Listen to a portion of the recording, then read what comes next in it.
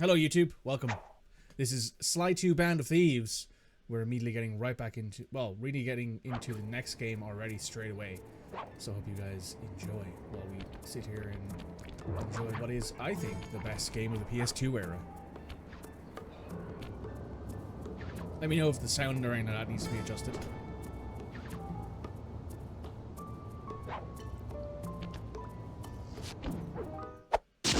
Sly Cooper, the thief. Been introduced to us now. English. And there's our game. So now we're in. Let's hop right in. You're looking forward to this? I'm looking forward to this too. No Sly 2 save file. That's fine. Go ahead and create the save file. Breaker Alpha Foxtrot, this is the Wizard. Do you read me, Sitting Duck? This is Peking Duck. I hear you, Blizzard. No, Sly, I'm the Wizard, and you're Sitting Duck. I read you loud and clear, Lizard. No, I'm... Forget it, you're not taking this seriously. Yeah, I'm not. Look, Bentley, I know this is your first time out in the field, but you've gotta loosen up. If we're gonna get to those clockwork parts, I need you on your toes. So in plain talk, what's your status? Well, I've established myself in the basement, and I'm pretty sure I can rewire the service elevator if you can power it up from that security station. Hang tough, pal. It might take some time, but I'll figure out a way to get up there. The sound effects are loud compared to me. Okay, give me 1 second. I think Sly 2 might be a generally louder game than Sly 1. Largely because the game is actually, like, they have pretty decent sound balancing in it. That should be a bit better. But yes, this is Sly in all its glory. As you can see, it's got a bit of a visual fidelity upgrade. That's the controls, options, USB headset for PS2. That's right, there's a PS2 thing here. Let me turn down the effects volume a little bit. Save. There we go. So to get used to turning left to go right and right to go left, but as you can see, this is Sly now in all of his upgraded glory. He can now run. And he sneaks around, moves a bit faster. He's got a couple ways to hit with his cane now. There's a bit more freedom in his movement. He's no longer as like floaty as he was. He's got a bit of a build upgrade. You can see his model now looks a bit more athletic. Looks a bit taller. There's been a change to Mr. Cooper, as you can see, which I'm very appreciative of. The new model looks great. But anyway, let's go get to this service elevator, shall we? Climbing across this, what, like giant shark thing?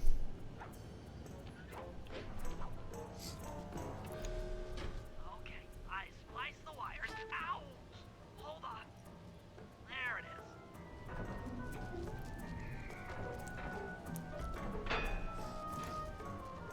Bentley, the brains. Hello, Bentley. Okay. Let me at the security computer.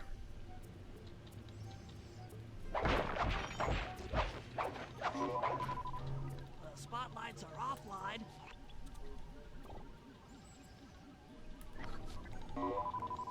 There goes the laser security system. I'm working on the security gate. And presto. Presto, all clear. Thanks, pal. For your first time out, you did pretty well. Oh, this operation is far from complete. Now that the lasers and spotlights are offline, Furry should be moving into position for your rendezvous. I'll stay here and provide computer support while you go on ahead.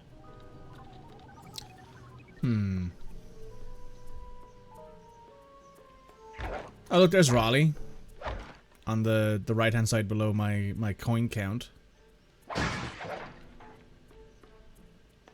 There's the Panda King. Attention all guards, this is the network administrator.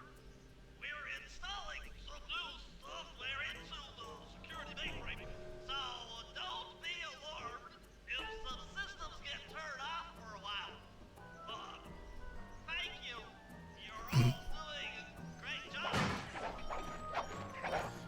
Well, Bentley's trying.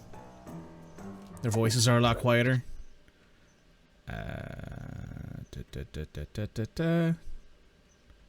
Turn the music down a good bit.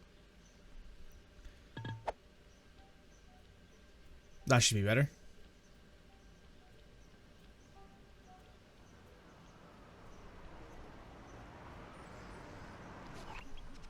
According to my information, the clockwork parts are being stored up there.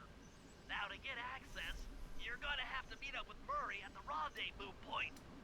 Unfortunately, the route through the garden is filled with guards. No problem. I'll just take the long way around. If memory serves, you need to jump and hit the circle button to run along ropes. That any better?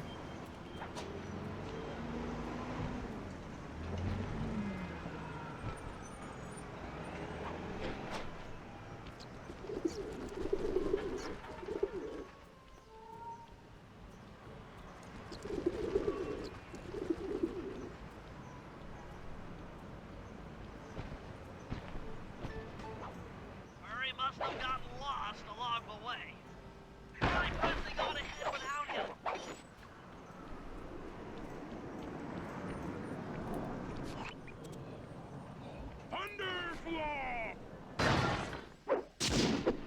Hello, Murray. The Broad. Greetings, citizen.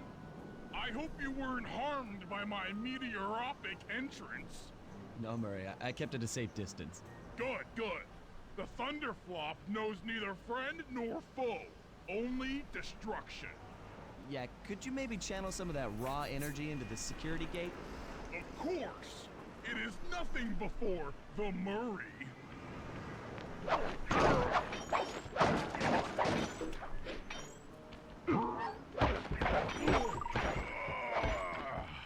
Okay, all clear.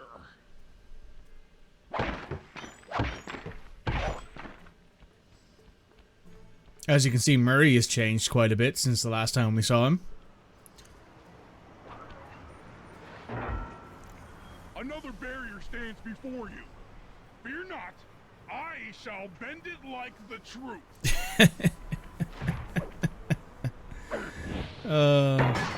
Nice throw. Solid work, Murray. You're really in the zone. My hulking frame is too much for that puny rope. You go ahead and unlock the doors from the inside. I'll be waiting in the hallway to help you carry out the clockwork parts. Thanks, Murray.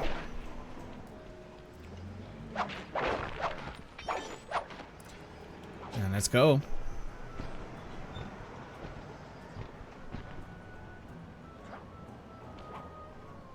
Oh, cutscene. I don't get it, Sly. The clockwork part should be here. This is all wrong. We need to pull the plug on this operation right now. Freeze, Cooper. Oh, hello, Carmelita. As beautiful and unpredictable as ever. Whereas you crooks are so predictable. You always return to the scene of the crime. Crime? I haven't stolen anything. Yet. Oh, really? Then who broke in last night and made off with all the clockwork parts? You've got the motive. Someone already stole the parts? Don't play dumb with me. It might not have been him, Carmelita. The method of entry and guard casualties all point to this being a Klaww gang job. The Klaww Gang? Constable Neela, I allowed you to sit in on this stakeout as a favor to the Contessa. I really don't need any help. Oh, I think you might. Look at the facts. Facts? Sly Cooper is right here. I caught him red-handed. I'm just saying that there are other criminals in the world other than... Sly Cooper! After him! Also, you can tell that she no longer has the same voice as she did in the first game. Hoshi, wait up, Sly! Shake a leg, Murray. It's time to go. Which, I mean, I actually think her voice in this game is the best Yeah, well, of the three. This is where things get fun. But that's just what I think for now, anyway. Still.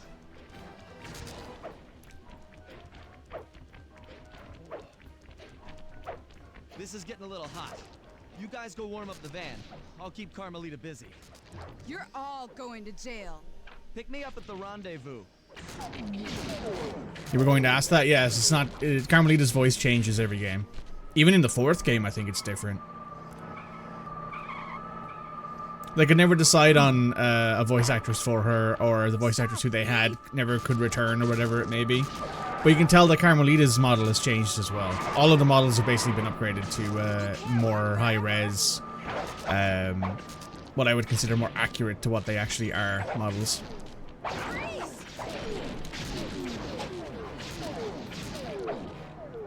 Also, we have health bars now instead of Lucky Charm things. So now it's more of like a game from the 2000 and, I think this game came out in 2004. More of the 2004 era. 2004, 2003, I think. And then Sly 3 came out in 2005. I think that checks out. Let's go. Hey, come back here, Ringtail. I'll find you, Cooper. I'm sure you will.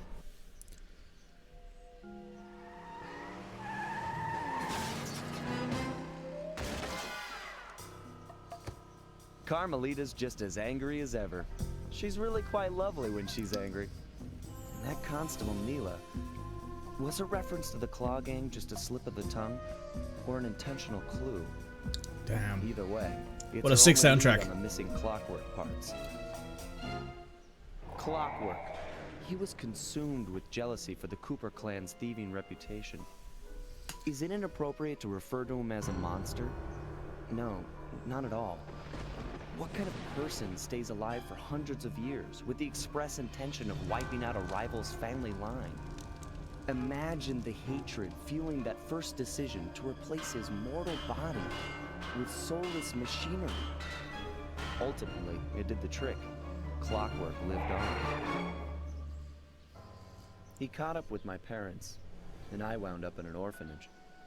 It's there that I met my pals, Bentley, the brains of our outfit, Hey, Bentley. and Murray, Hey, Murray. the brawn. They turned out to be all the family I needed. 2 years ago, I thought I'd finished it. How naive to think I could so easily put an end to that kind of hatred. And now he's back. In pieces, sure, but the threat is real. Does the Claw Gang even realize what they've stolen? I don't know what's in my future, but I won't let it be a repeat of my past.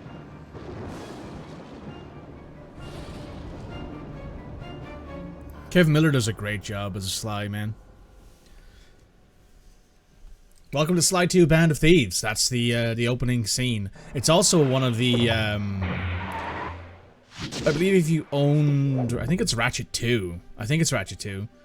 You could play a demo of this game on their disc. You could also play a demo of Ratchet 3, I think, on a Sly 3 disc. I think there was some sort of thing going on there. Because the Insomniac Sucker Punch basically worked in the same building for a long time during this era. And they were great friends. A lot of them worked together on certain things. But anyway, this is Sly 2. This is episode 1.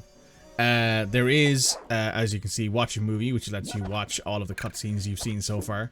There's also just your episode select, and that's it, really. But we're going to hop right into the first episode, is The Black Chateau.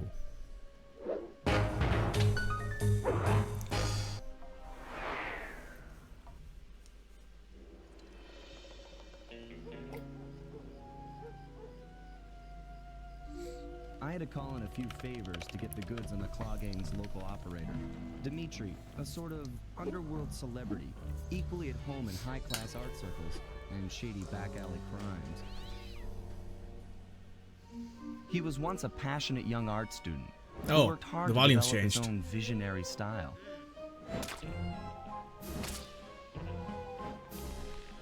Unfortunately, the art world wasn't quite ready for his kinetic aesthetic. So he gave them what they wanted and started forging old masterpieces. His way of punishing those with bad taste. Dimitri now runs a nightclub on the west side. The thumping music, colorful light shows, and a hint of danger lure in chic young patrons from far and wide.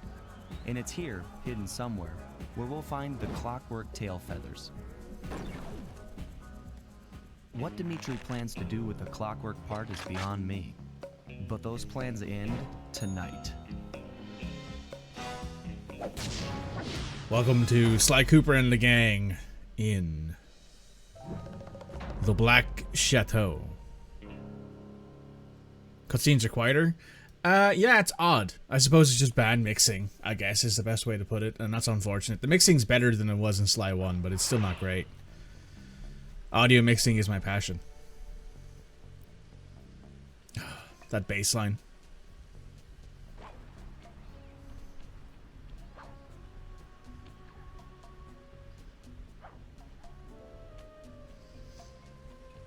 And there you see our first clue bottle as well on the shelf. So, this is the safe room, safe house. It's different obviously than Sly 1 where the only person... You walk around and you like walk into areas to do this. There's also like certain things you can spend money on, which is nice.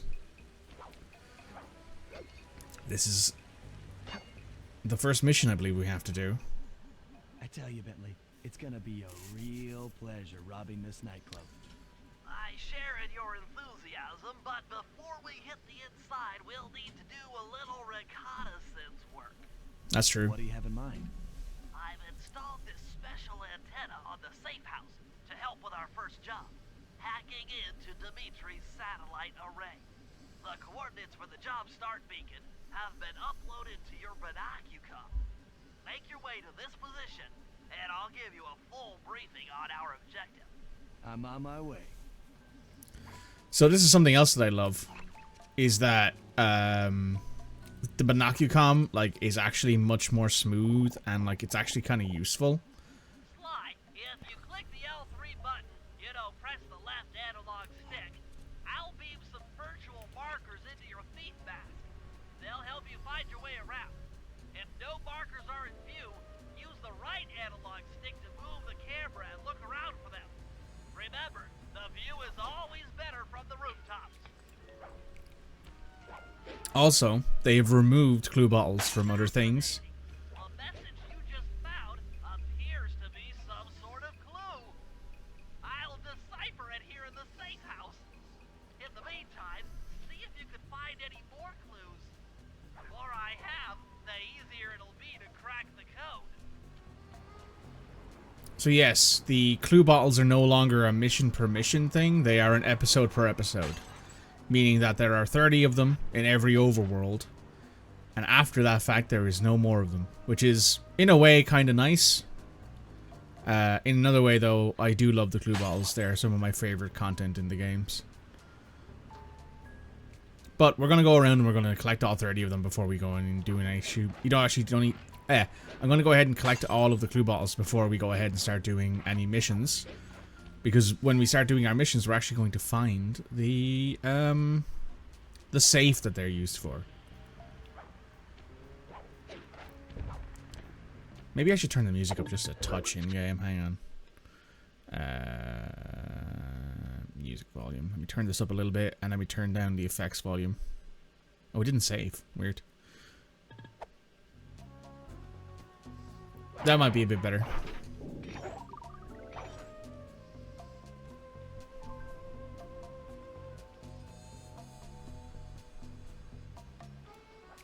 Oh, I just fell off. Cringe. Let me know how that balance sounds.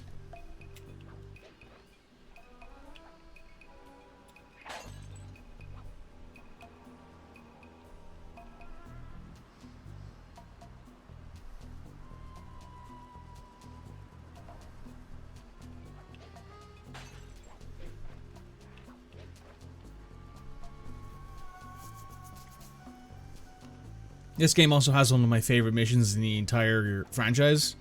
You won't see it though until episode 3? Or is it episode 2? I don't remember.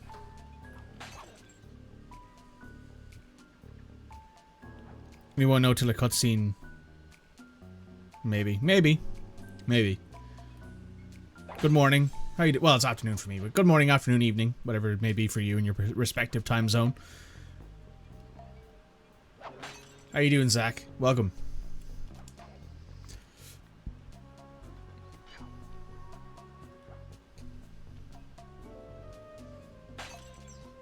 Oh. There's a magpie outside playing around. Sorry.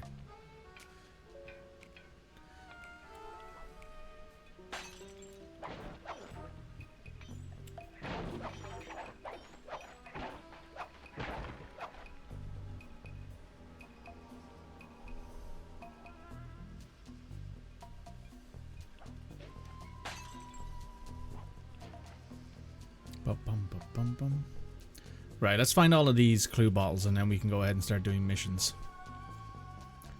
7 AM where you are? Are you on the, you in East Coast? Or Central Time? I think one of the two. I used to be pretty good at guessing American time zones. All of my friends, all of my friends used to be on the American coast. Yeah, Central Time. There we go, Central Time. I'm actually not too bad on memory. Not too bad on memory. Anyway, good morning. I hope if you're a coffee drinker like I am, I hope your coffee's good and I hope your morning is smooth.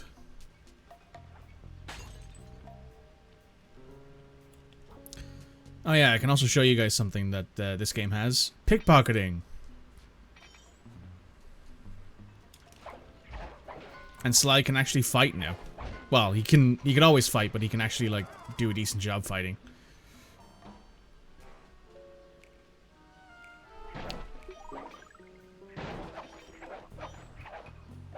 You made coffee nice. Touche.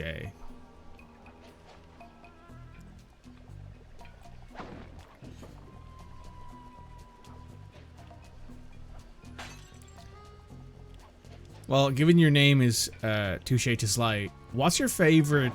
Who's your favorite Carmelita voice actor? Because I know there's 4 of them. You have to remind myself that there's 4 of them. There's one in each game. The second one is my favorite. I think it suits Carmelita the most. But I know some people are like, oh, the first one is the best. But I prefer the second one.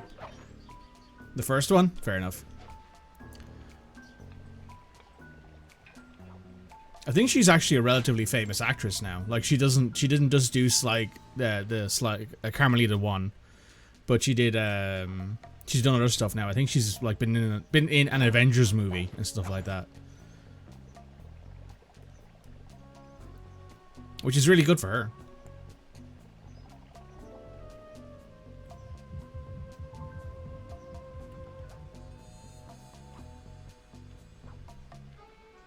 You prefer, but you like them all. Yeah, I like the second one the most, but I prefer I prefer the second one, but I like them all. I think, unfortunately, the third voice actress, I don't remember her name, she kind of got a short stick because I think that either the direction or the script wasn't very good for a lot of what she had to do, so she misreads some of it. But I guess that's just how it is. She tries her best, and I'll give her all the credit in the world for that.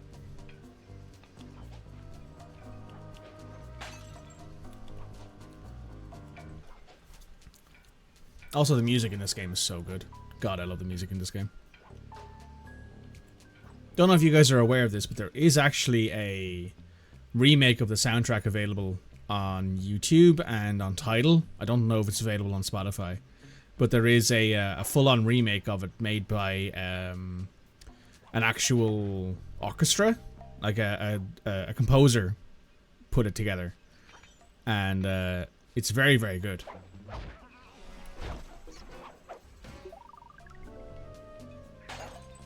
I've listened to it a few times on stream while we've been going through stuff.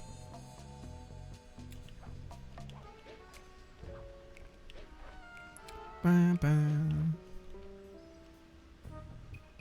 This game is for sure one of the reasons why I'm a big jazz fan. Check it out. Yeah, it's 100% worth looking at. Well, listening to, because it's like a full-on remake, a full-on like redoing of the soundtrack in like HD and stuff like that. It's really good. Right, there's 6 more clue bottles.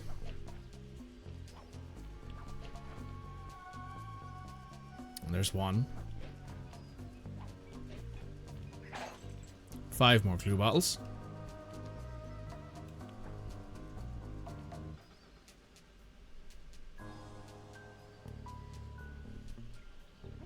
Oh, hello.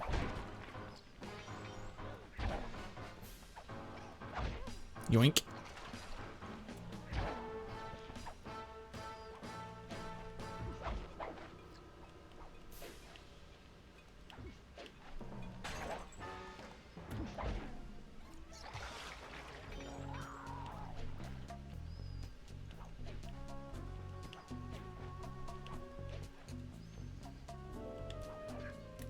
Okay, how many do we have left? 4. Okay.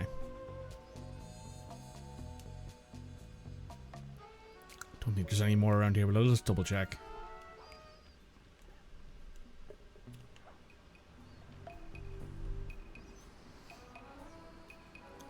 Looks so good, it's still so pretty. I mean, as I always tell people, right, like art direction and art stylization is more, will allow your games and your mediums to survive longer because of the fact that it looks unique over the fact that it looks realistic. Like games that tried to look realistic in the PS2 era now look like blobs from, you know, that you look at a game from the PS2 era that tried to be realistic in its visuals, like let's say MSG, like Metal Gear Solid 3, right? That game tried to look realistic, tried to have a very, very down-to-earth art style, and it looked good at the time. But then you look at it now and it's like, oh my god, this game looks so bad. And now you can look at this and go, well, it doesn't try to be realistic, so it doesn't need to worry about being compared to it, right?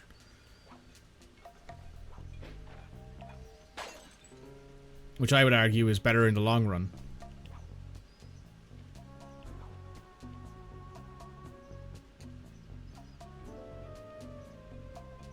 Like, if they brought back this franchise, which I hope they do, and they were like, oh, we're making it hyper-realistic, like the supposed movie that was going to come out. Well, that got cancelled.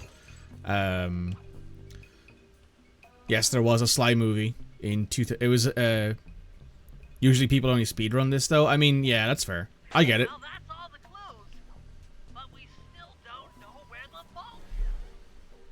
Keep looking. It's sure to be inside this place somewhere. Like, I get the idea, right? Like, it's the same with Sly 1 and Sly 3. They're mostly just speedruns. I'm just playing it through because I feel like playing it. I wanted to start playing through the old games. You prefer they didn't? I mean, I get it, right? Like, it's one of those things where a lot of the time when I see people playing the old Ratchet and Clank games or the old Jak and Daxter games, it's very rarely are they just playing it to play it. They're playing it to speedrun it. And that's fine if that's what you like doing. But I just don't I don't really care for speedrunning. It's not for me. It's very impressive, but I just sort of shrug and go, okay, you guys do what you're gonna do, I'm gonna do what I do. And I like playing these games, so I just play them through at my own pace. Sly, I need you to hack into Dimitri's communication array so that we'll have access to his database. How am I supposed to do that? To start, you'll need to get to the top of that tower. Then reposition the satellite dish to point at my safe house antenna. If you want to climb on stuff, jump and hit the circle button to grab hold. Try climbing up that pipe. Right. Jump and press the circle button to climb pipes. I'm on it.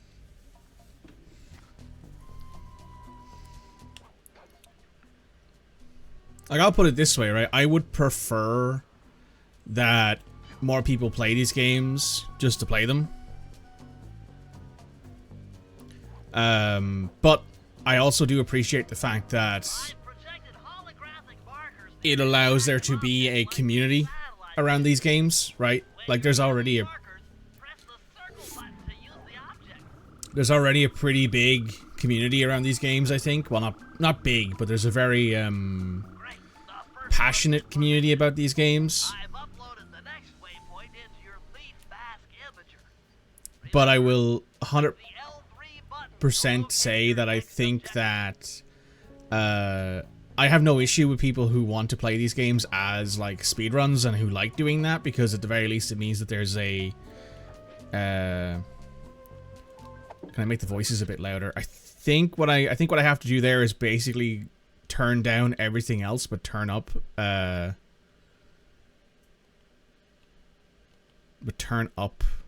game itself, maybe.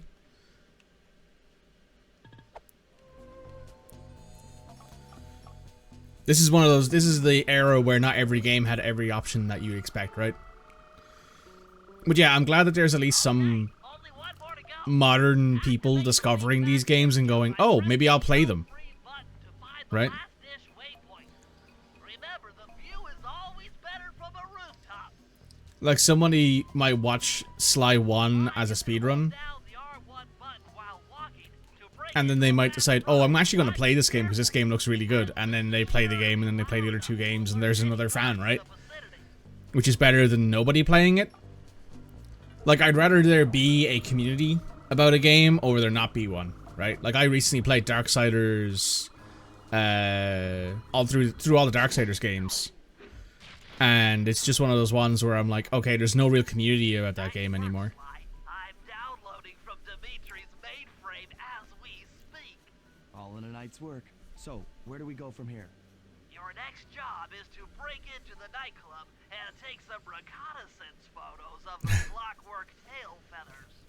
To get inside, you'll have to sneak through an old wine cellar beneath town. Okay, I'll head out for the cellar.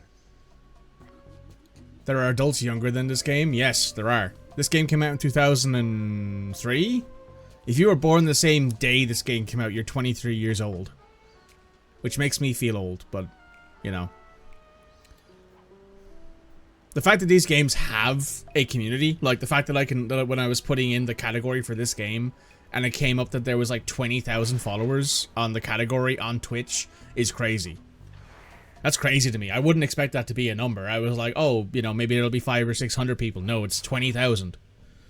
Imagine being old. It's cringe. I know. I guess the way through the wine cellar is guarded by those rats. Hey, Bernie. Thought you might like some help clearing them out. Hush, Sounds all of like you. fun. You and me, back to back. Totally. Outnumbered, fighting impossible odds. It's perfect. All right, pal. Let's get to it.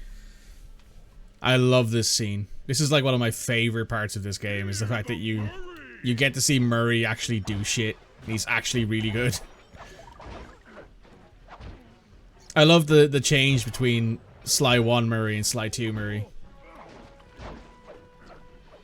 He's just throwing haymakers. Just throwing hands. Over those bars for you. There you go. To get over this thing, you'll have to double jump. He grew some, man hit the gym. Button to jump. Then, while in the air, press it again to get some extra air time. Murray's so much better. He is. Like you're on your own from here. I'm used to it. Thanks for the help. Anytime, partner. He's also the same voice actor. This is Chris Murphy. This is Chris Murray. I think it's Chris Murray. Actually, hang on. Let me show you guys something. I'm going to pause the recording for a second just so I can show you guys something. Right, we're back. Where's my controller? There it is. Alright, thanks for the help.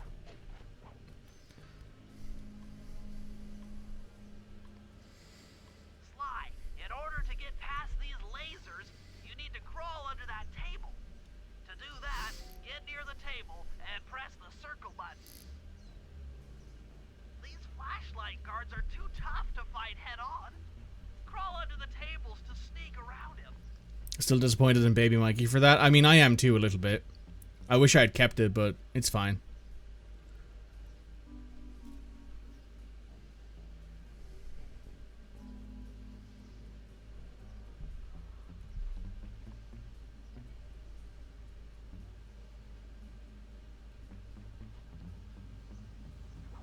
This air vent leads into Dimitri's nightclub. Hit the circle button to crawl inside.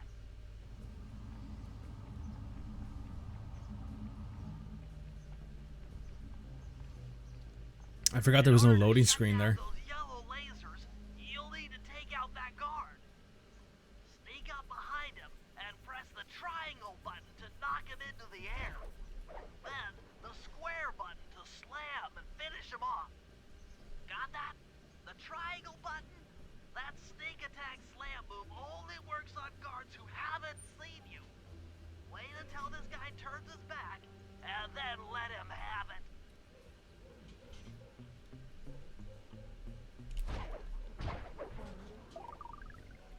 Nice. Yeah, I was a bit of a crazy kid back in those days. But then again, I suppose... In a fight with those rats, the sneak attack won't work. It's purely a stealth move. I suppose none of us really knew when we were, like... How old would I have been when I bought this game? Like, 8 or 9? None of us really knew what these things would become when we grew older. So, like, I just sort of... You know, you did cool things with the stuff that you owned, and that was all you really did with it, right? Like, I liked the fact that I had the poster of the guys up on the wall. Another air vent. Judging by the angle, it should lead to the printing press room.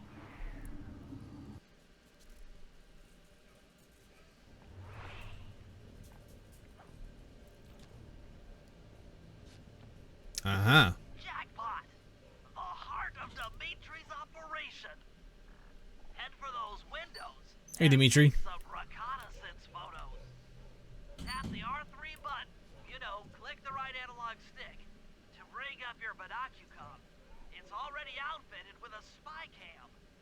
Slide. Use the right analog stick to zoom in and out on photo targets. Tap the R1 button to take a picture when you've got a good shot. That generator seems to be powering the security systems down here. This theme is great. Ingenious.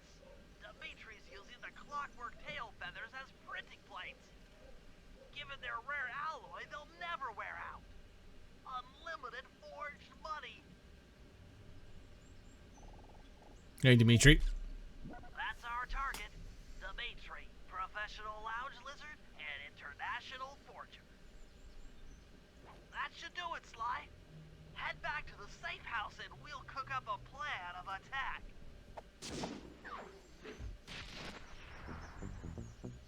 Bum, bum, ba-dum, bum.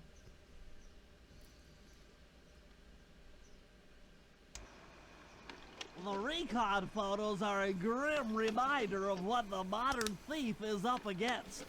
Spotlights, stepped-up patrols. The sum of it all renders a direct assault impossible. To solve this puzzle, I'm going to need some more intelligence. First, replace this bug painting with one Dimitri has in his office. Once in place, we should be able to listen in on his communications. Second, if you see the boss, tail him. We might learn something from studying his movements. Once we've got a proper understanding of the operation, those clockwork tail feathers are as good as ours. Somebody let Bentley cook. Bentley's using cooking before it was a thing. Indeed, Bentley was using cooking back in 2004.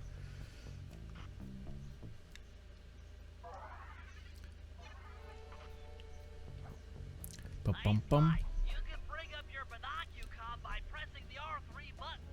You know, the right analog stick that adjusts the camera. Click it to look through your binoculars. They'll be useful for finding the new job starts I've placed around town. Plus, they'll let you read the job titles. Bentley needs more intelligence, but he's so smart. I know. He wants all of the intelligence, though. He needs all of it. He's like a leech, right? He's got to slurp it all in. He's got to be the most intelligent, not just intelligent. Ah, yes, here we go. So here's something interesting. These glowing pockets have an item in it. There we go, a silver comb, which is usually worth more money than you'd think. Nice. I managed to outfit this forged painting with a bug. I need you to sneak into Dimitri's office and swap it with the original. Nice. So we'll be able to listen in on his conversations. Yes, I thought things might go more smoothly with an ear on the inside. Just be careful with the fine art. Take any damage and the painting's ruined. I also like how the fine art is just a portrait of Sly. Done in MS Paint.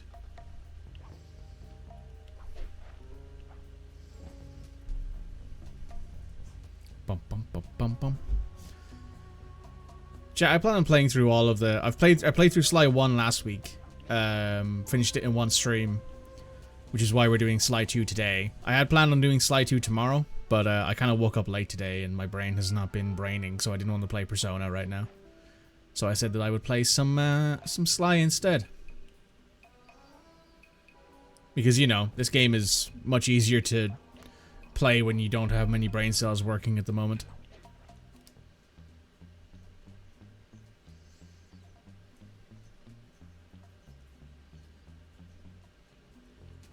In the window.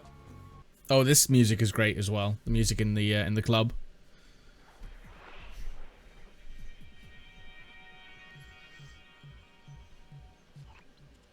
The schematic indicates that door is locked from the inside. That's all right. I never was one for the direct approach. Swell, because the indirect approach is way up there through that air vent.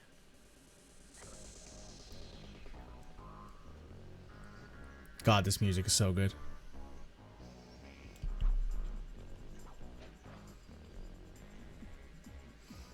No worries. Enjoy the rest of your day. Hope work goes well.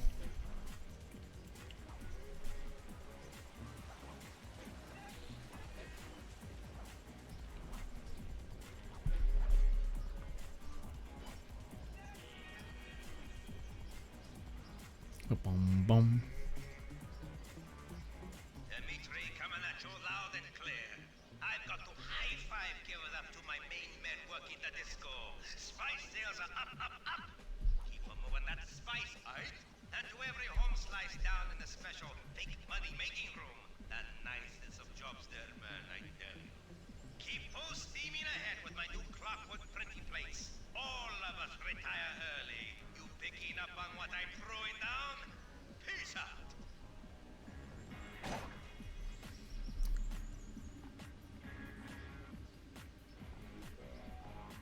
Bum bum. And we're here.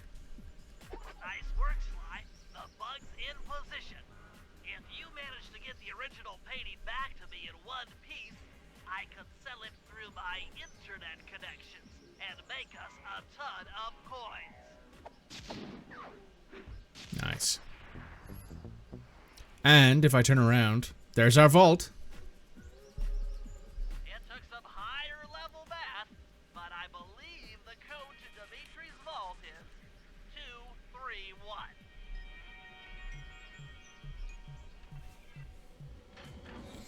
Nice. And we got a little power up for it. Knockout dive. You've gotten the knockout dive move. Nice.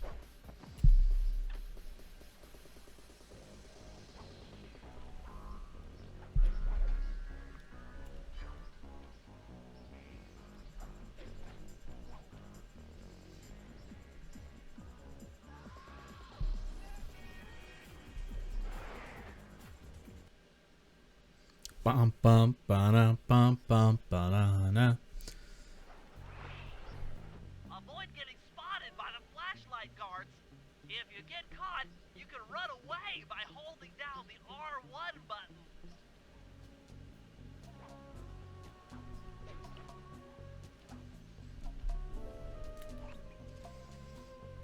Oop, not that way.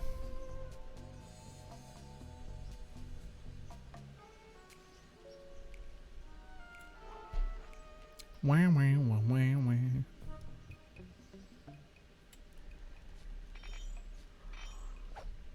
Nice, another comb.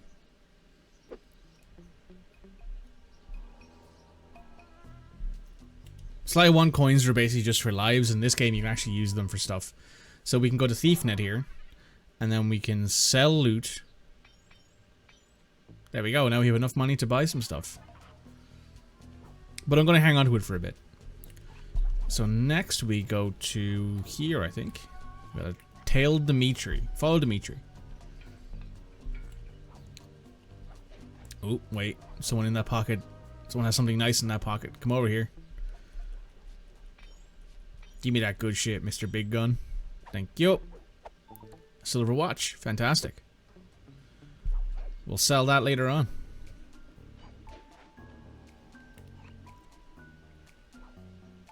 And whoop.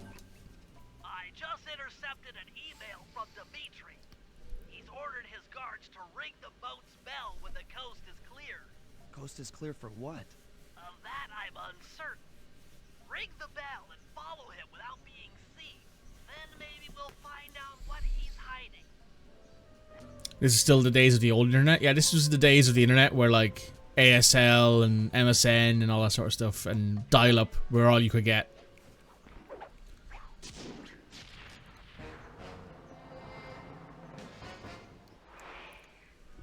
Hey, Dimitri. How you doing, dork?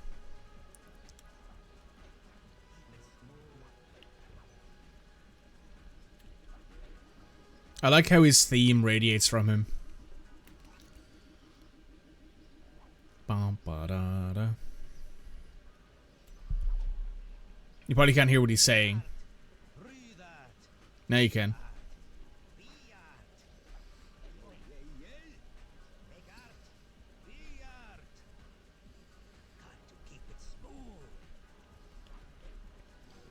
He likes talking to himself.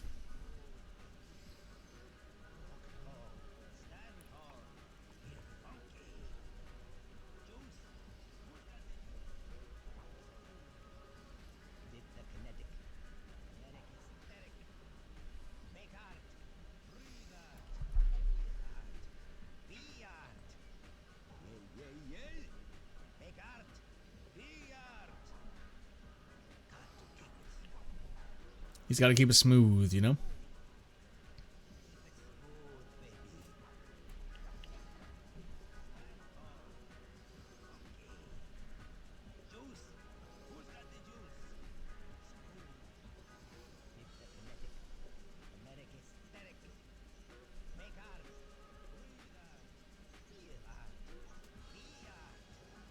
He's also smoking, which not that common in this day and age of video games.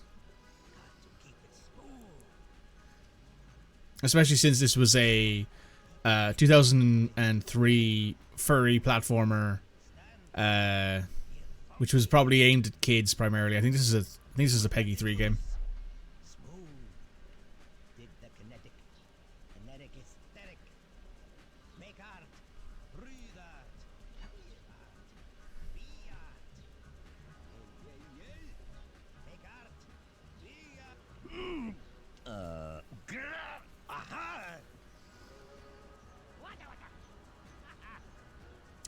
Me trying to remember codes.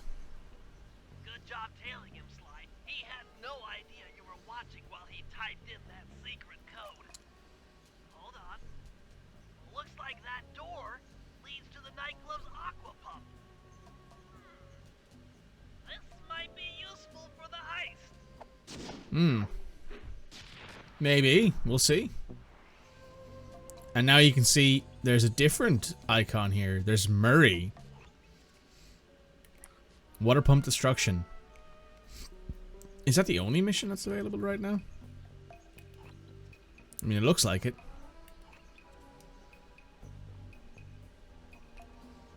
So we gotta go back to the safe house and switch to Murray.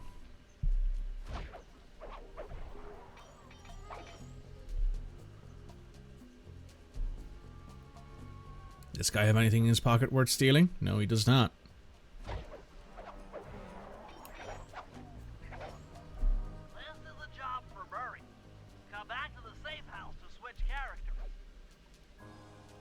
Yeah, so this was the day where they this was the game where they introduced the fact that you could play as multiple different characters and not just have it be like a mission thing. Like in one where you would go to a mission and you would be like, hey Sly, cover Murray, or hey Sly, I've been captured by I've been challenged to a race by the local thugs and they'll give me a key if I win, you know. In this case, the actual guys have their own sort of specialties, right? Like Murray's strong, Sly's agile, Bentley's intelligent. Yeah. So now we gotta play as Murray. Hello, big man.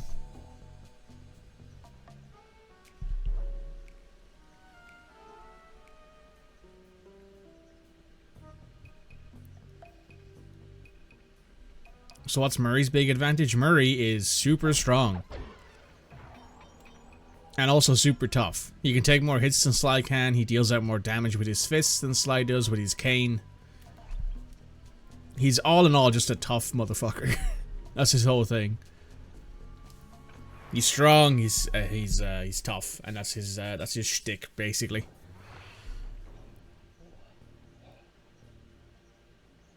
Murray, I need you to make your way back to the aqua pump room and sabotage it. Jeez, I don't know. How am I supposed to get past these lasers? You should be able to break that power box by throwing something at it.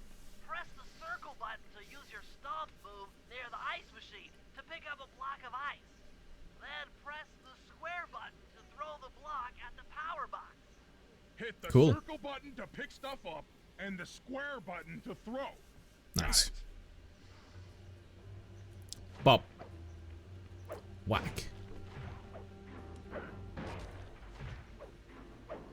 You're strong, Murray.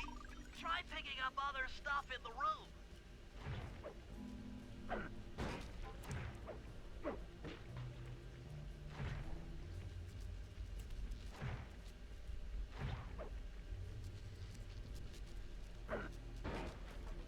This dude's strong enough to pop a crate up off the ground with just his foot.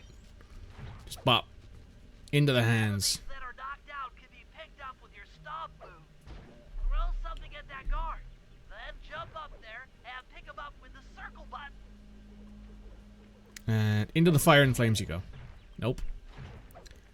Into the fire and flames you go. Oh well, he's dead.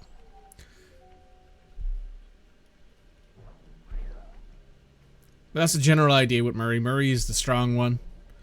He's here to throw shit around and beat the fuck out of people. Into that open water main and plug up those pipes. He knocks out small guards with just a punch. So 2 punches is usually enough to kill the small guards. At least for Murray. Everybody else needs multiple hits.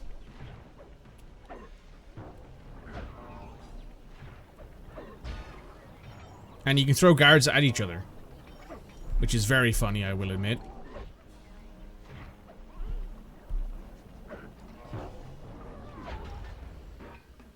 Nice. That did it, Murray.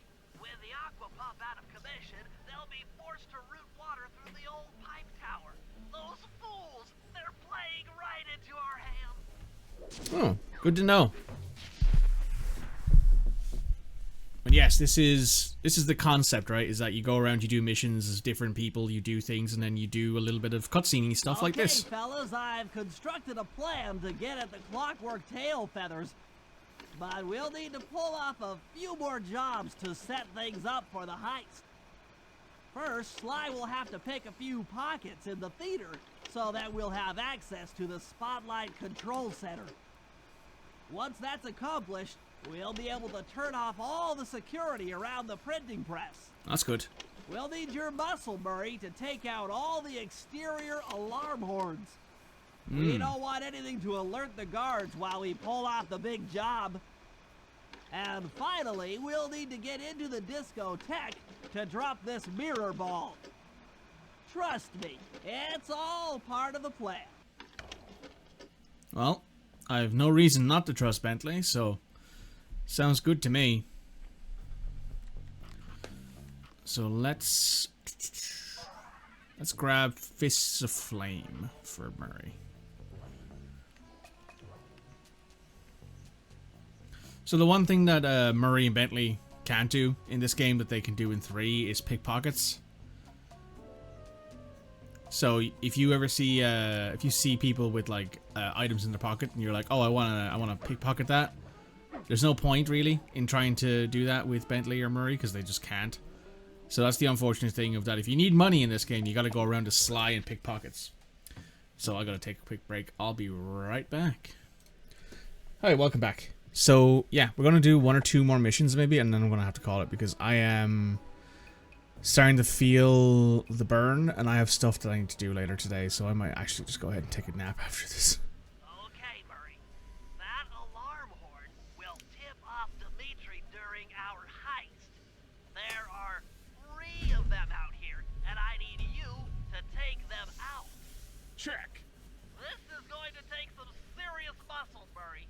You're the only guy on the team who can pull this off. Stomp to pick things up, then throw it at those alarm horns. Good luck, pal. This could get rough. Evildoers feel my wrath. And yoink.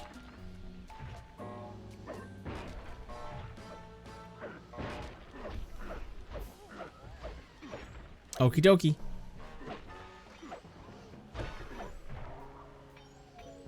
Oh, that's right. I should... Heads up, if you leave this area, you'll abandon your current job. There we go.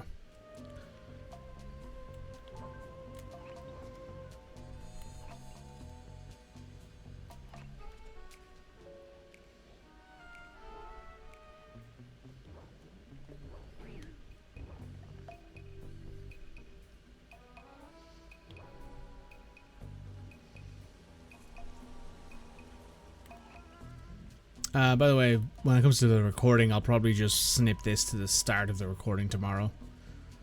Because that makes a lot more sense than uploading this as a, like, hour-long video, at least for me. Murray, if you want to break out of your combat stance, hold down the R1 button.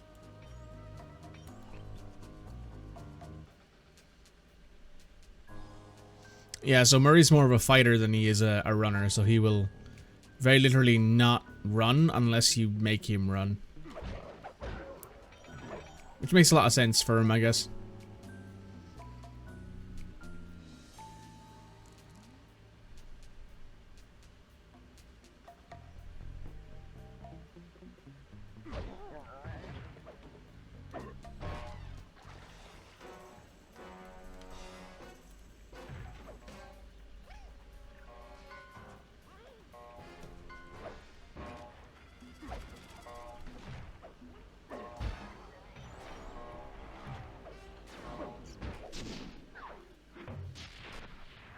Nice.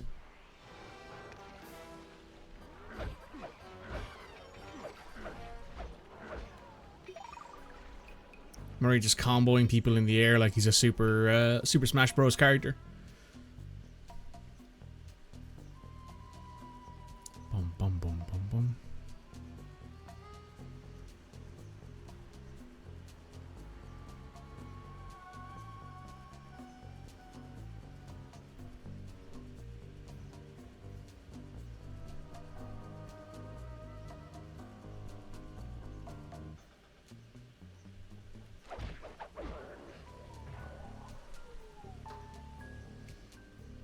Dum, dum, dum.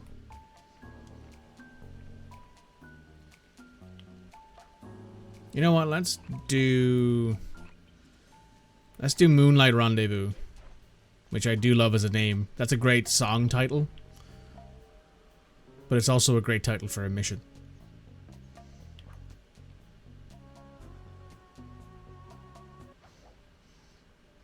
Oh, hey, Neela. Hold it, Cooper. Constable Neela. Another policewoman hot on my tail. Please, I led you here. So that Claw Gang slip was a clue. Why are you helping me out? I'm not as black and white as Carmelita. I know what a menace those clockwork parts are, and I don't want the likes of the Claw Gang putting them to use. So what? It takes a thief to catch a thief? Something like that. But if I'm going to trust you in this case, I need to know that you can keep up. Literally. Literally. Don't fall behind. Sly, hold down the R1 button to run. You'll need it to keep up with Constable Neela.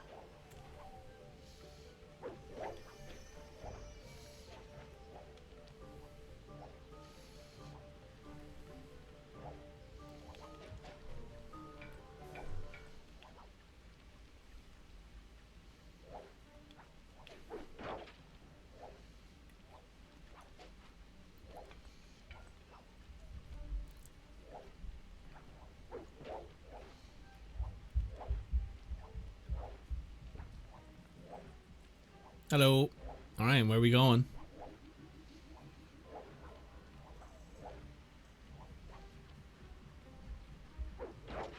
Come on, Neela, put some step in it. Come on. I'm keeping up with you pretty easily here.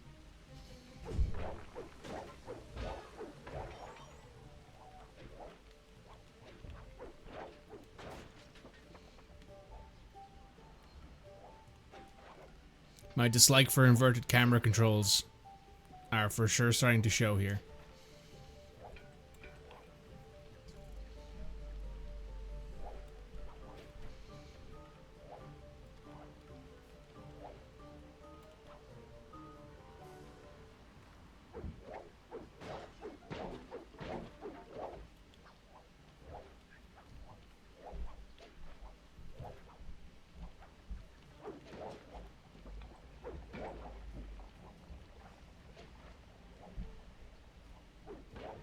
done, Sly.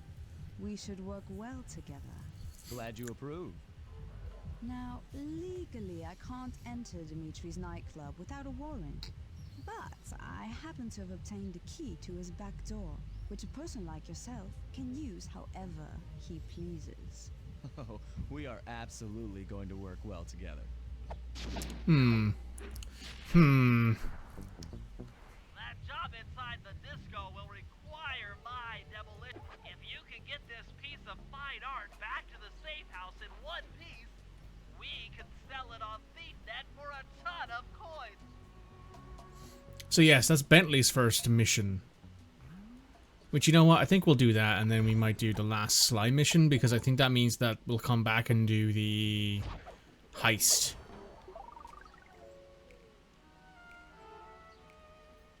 Oh, you know what, maybe I'll just finish the heist today. And maybe I'll just finish episode 1 today, and that'll be like enough, because there are 8 episodes in this game. I think it's 8. It might be 9, but I think it's 8.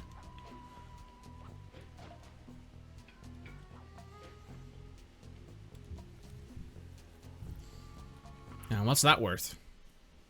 On the ThiefNet. 153, very nice. Let's go do Bentley's mission.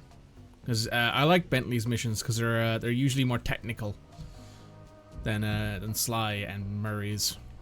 Because Bentley has a actual dart gun. And he can knock people out with it.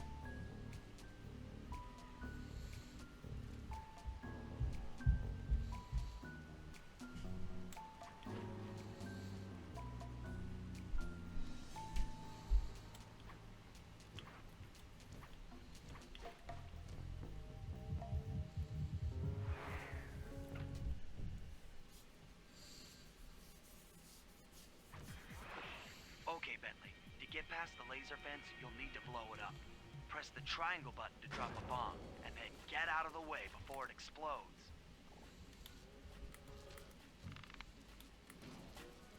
Bentley's also a bit of a psychopath, in that he kills people while they're sleeping with explosives.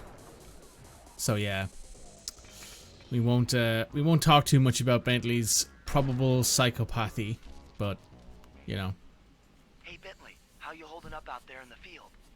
Fine, I'm just fine. I just need to bomb all the pillars supporting that disco ball and I can get out of here. What's with taking out the disco ball? Its impact will shake the nightclub's front peacock sign loose from its mooring. Look, I can't talk now. I've got to keep moving. Keep safe. Bentley is always scare shitless. Which is fair, honestly. Given how he was in Sly 1, I think most people were impressed that he actually even went out into the field. Even with a dart gun and all of the extra technology he has compared to the other guys.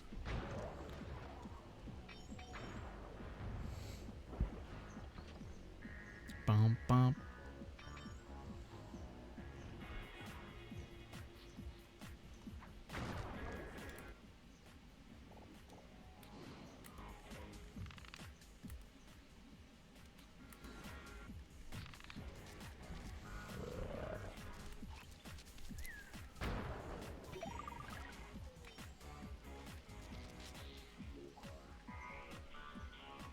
Bentley's just doing his best.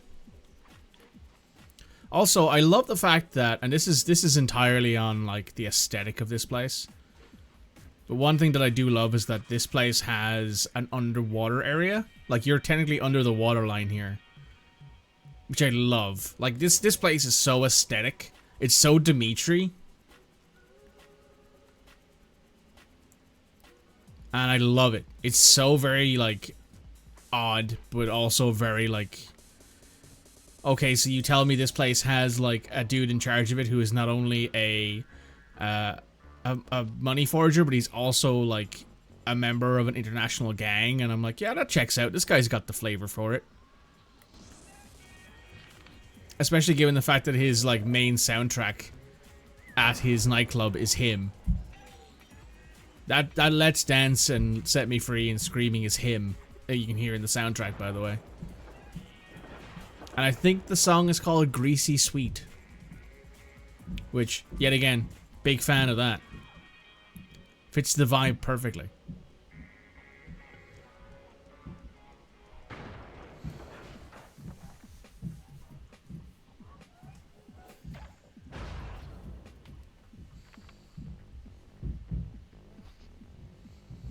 Wow, Bentley. We felt that all the way back here at the safe house. And you were right. The peacock sign had half of its bolts pop off on impact. Oh, nice. Bum bum ba dum bum. And now we gotta head on back.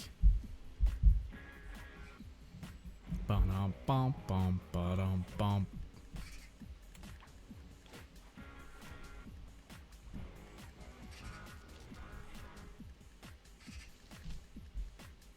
This place has that vibe of somebody who's been like living a life of luxury and not necessarily crime, but a life of like opulence for a while. It's very interesting as a as an aesthetic, and I do love the fact that Dimitri feels like a guy who's been living that duality of life, where he's like, oh yeah, I have all this money and opulence and all these really cool like things that I own, but also here's a shady drug deal. You know, it's perfectly encapsulates him as a person.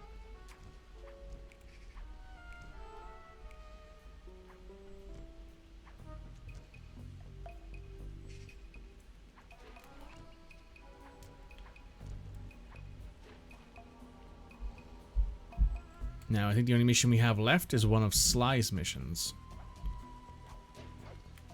Or do we have 2 missions for Sly? No, just the one. It is theater pickpocketing. This is a fun mission.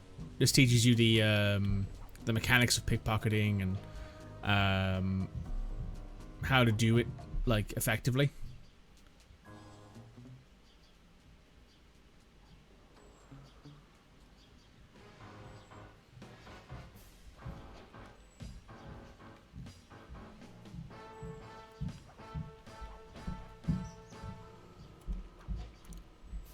The combat theme in this game is very good as well, I will admit.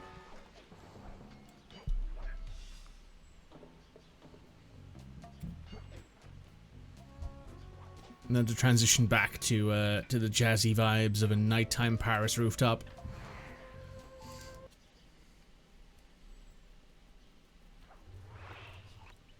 Okay, Sly. There's the power boxes which route to the printing press area. To take care of them, I'll need you to put a splice clip in those spotlights. Sorry, Bentley, but those fans are spinning way too fast to walk on. They can be slowed down from this control panel, but you'll have to do a lot of pickpocketing to get at it. The guards are carrying special fragile keys that will be destroyed if you attack. Make sure you pickpocket their keys before you take those thugs out. To pickpocket guards, sneak up behind them and press the circle button.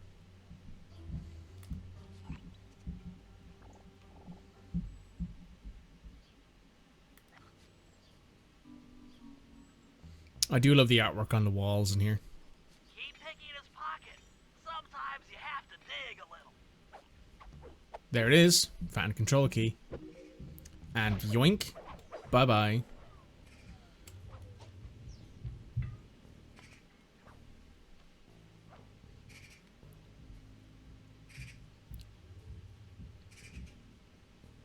The grave Lexaird.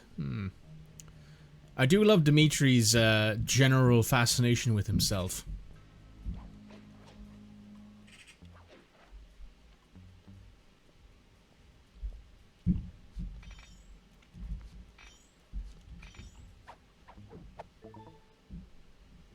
Check 1, check 2. Solid. Dimitri on the mic with a shout out to all my nightclub samurai. Stand tall and feel beautiful. I hear there's some raccoon dude giving us static. If you all spot his crackerbox, bam! Make him happy. Take note, prisoners. Go hardcore. Extreme all over his face. Okay, peace out. Well, Dimitri's telling people to go extreme all over my face. That's nice to know.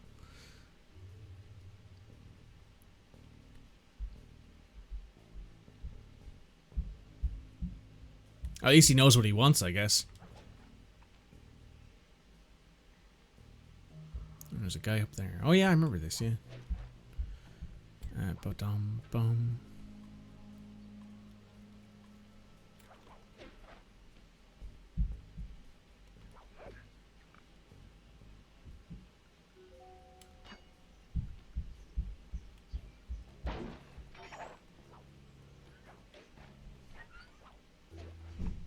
Buy me dinner first. Yes, correct.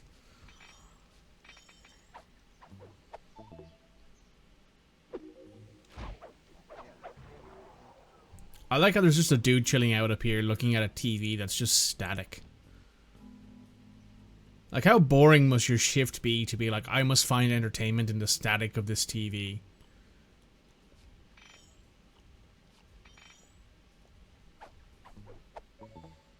I've been there, but man, you must fucking hate your job if that's what you're doing right now. Also, I like how this guy immediately doesn't call in some sort of like, hey, my friend is dead. He's on the ground here somewhere. His spine's been shattered. Check in, everybody, and nobody else answers, and he's like, oh, fuck.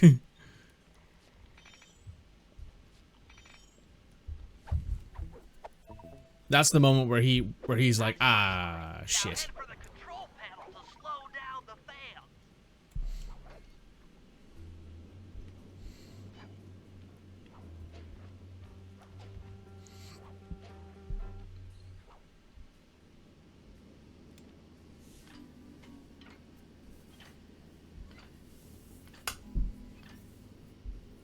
Looks like the fans have stopped. Use them to get on top of the main chandelier and insert that splice clip.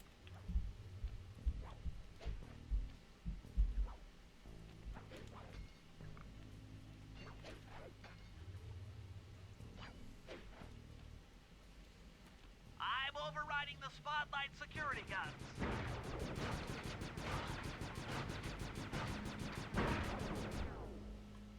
That should do it. No more security in the printing press room. Well, it's a good thing that I killed all the guards in here, otherwise we'd be on the run right now. Bum bum ba-dum bum. Back to the safe house. Okay, fellas, the dominoes are all in place. Operation Time to pull Thunderbeak. off the big heist. First, Murray will help me break into the old water tower. From there, I should be able to shut down the plaza fountain. Dimitri's sure to send someone out to get the repair truck. Sly, you'll pickpocket the truck keys off this guy once he shows up. Then hand them off to me and Murray in the plaza. We'll go steal the truck while you climb to the top of the nightclub's peacock sign. When you're in position, Murray will fire the truck's winch line up to you and will use it to pull down the sign. If my calculations are correct, the impact should create an entrance to the printing press room. Then, Sly, you jump in, grab the clockwork tail feathers, and we all get the heck out of here. Get the heck out of Dodge. I mean, it's a pretty good plan all in all, I think. So, also, by the way, those of you who are wondering, there's the van.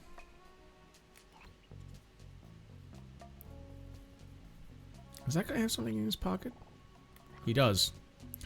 Well, I was immediately going to go back in and switch over to Bentley, but you know what? Let's do a little bit of pickpocketing here first.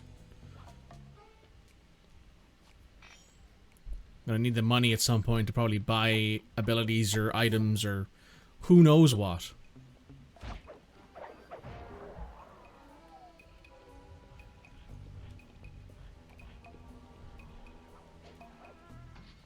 That dude doesn't have anything worth stealing. Alright. Let's head on back to here so we can grab Bentley and we can start the operation. Bum bum bum bum bum.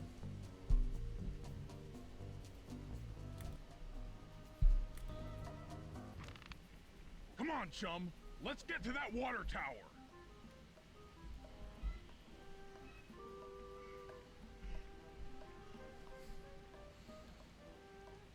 Murray using chum before Cyberpunk made it popular.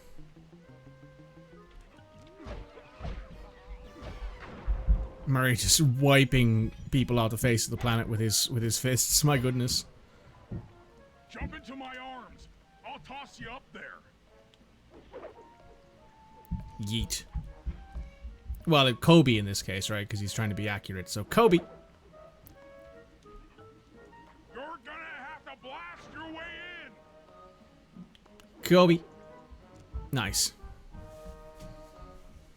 I need to focus. Which valves do I turn to divert water pressure from the plaza? To change the flow of water through a valve, I should press the circle button.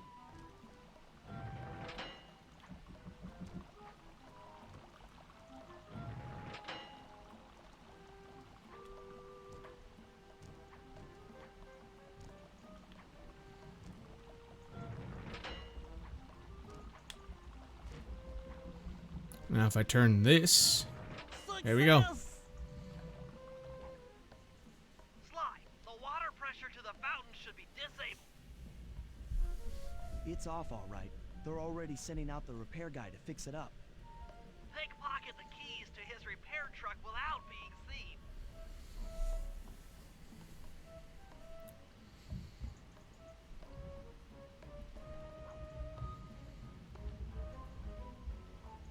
This guy has something worth stealing.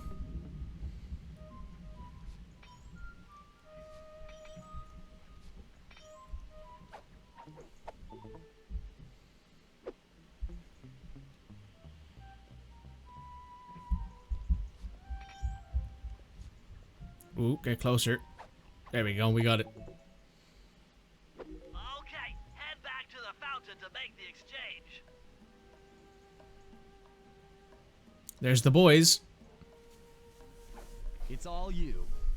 Let's head out for the repair truck. Let's go.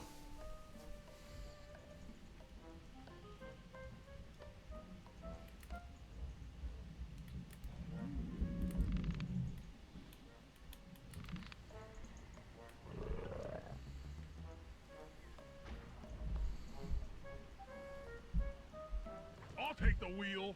I know how to drive a stick shift. In America also, that's a big thing. You gotta remember, these guys are On American. top of the nightclub's peacock sign for phase 3. See, yeah, you gotta remember that the Cooper gang are based in America, even though they do spend a lot of time in Paris. They grew up in America, so the fact that Murray can drive a stick is actually kind of useful, given that they're in Europe right now, where stick shifts are the commonality.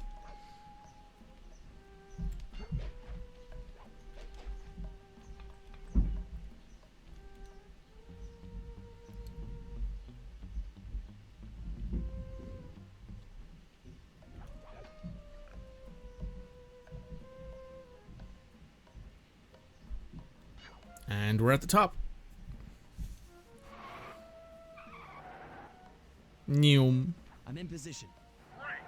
We're just driving up right now. Get ready to grab the tow harpoon. Alright, so we gotta kind of guess here. A bit higher. Like there, maybe? Yeah, no. Bad shot. There we go. Hooks on. Pull away. Sly, the guards are onto us. Protect the truck.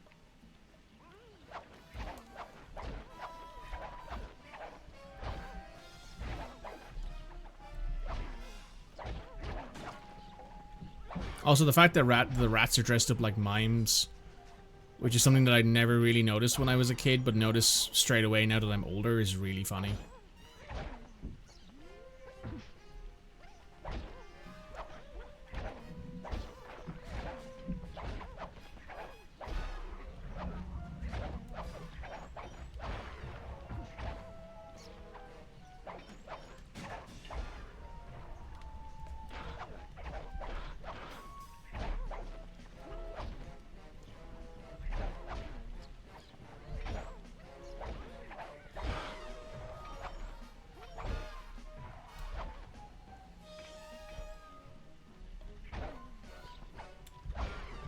There we go.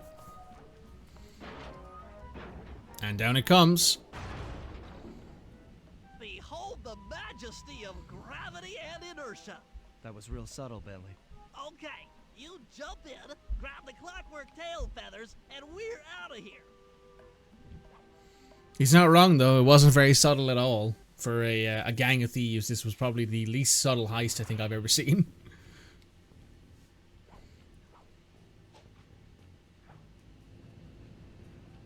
Gah!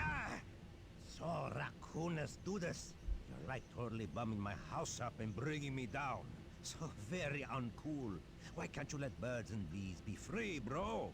Listen, Dimitri. You have no idea what you're playing with. It'll bring more than your house down. Look, bro, I see you are a tough cowboy. A man with taste, style, vision, a connoisseur of finer things. Like me. Look, I'm sure the two cats in a bag like us can work something out. Yeah? We smooth. Yeah? Look, see the money. You like the money. You can take all you want. I can. No deal. You and the rest of the Klaww gang have to be stopped. Clockwork will never again see the light of day. Just hand over the tail feathers and we can... What is this with clocks, bro? Have you no vision? Are you hearing what I beam to you? You think you have juice? Don't show me a little mind when talking about such big things. You think you can swing the bat? Show your bling and let me shine you. I have no idea what you're saying. And your suit sucks. Let's dance! This is funny. I've no idea what you're saying. And your suit fucking sucks, man.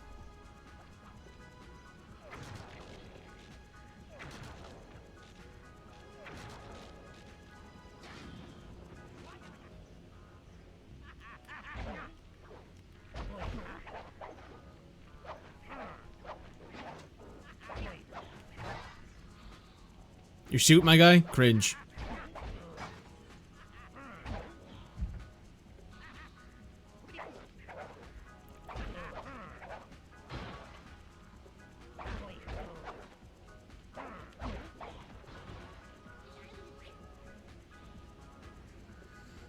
Almost like they wanted to meet with Carmelita again. I mean, it's almost like that's a thing, yeah?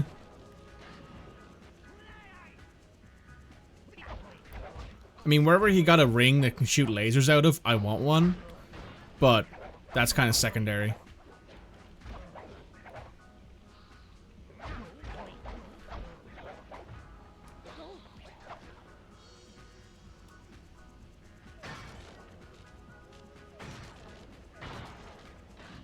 I assume that the bottles here are actually just paper ink. I could be wrong, but that's what I think they are.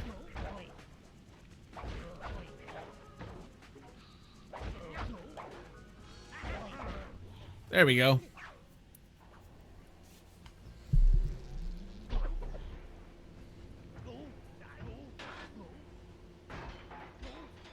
Ow. That looks painful. You take clockwork feathers and my counterfeit in operation. It's past tense. I'm doing you a favor. What kind of thief prints money? There's no honor in that. You... Crackerbox! You sleep. You chill. The clockwork tail feathers. Heist complete. Sly, Bentley, and Murray. That's what I love about the end game for the heist, is that you get My multiple gang signatures. and I had done it. The clockwork tail feathers were ours, and Dimitri's counterfeiting operation was ruined. Due to the untimely arrival of Carmelita, my escape got a little tricky. Angry at having just missed me, she took it out on Dimitri, shutting down the nightclub and throwing the frustrated forger behind bars. I just want to point out, The gang and I headed out of town for a week in Monaco.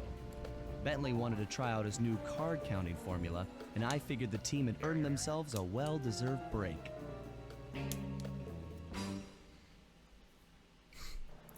but yeah, that's the end of the episode 1 of the Black Chateau, and I believe that means that we're actually 100% complete with that episode, because there's nothing else you can do. There's no like extra content in this game. You can't go back and like replay missions or anything like that, I don't believe. But we're going to end the stream there. I'm going to end the episode here as well, but I'm going to actually take this episode and add it to the next episode, basically.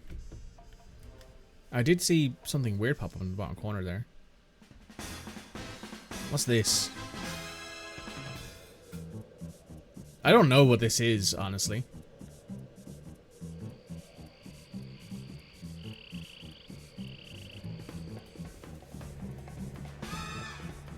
Huh. This is something I've never seen before.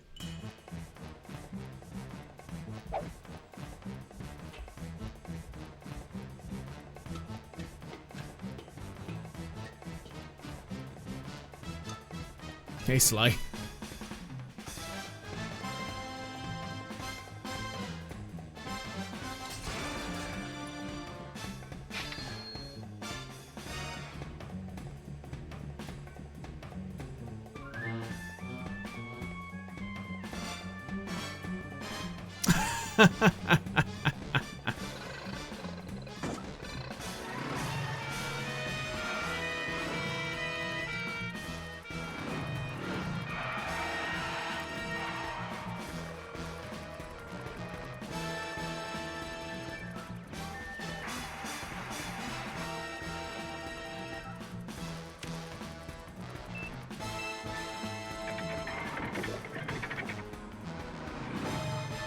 Murray, the muscle.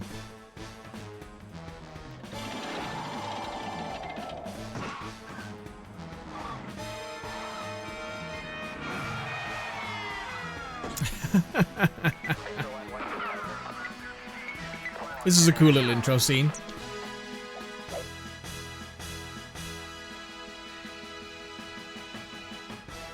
This feels very like Saturday morning cartoons.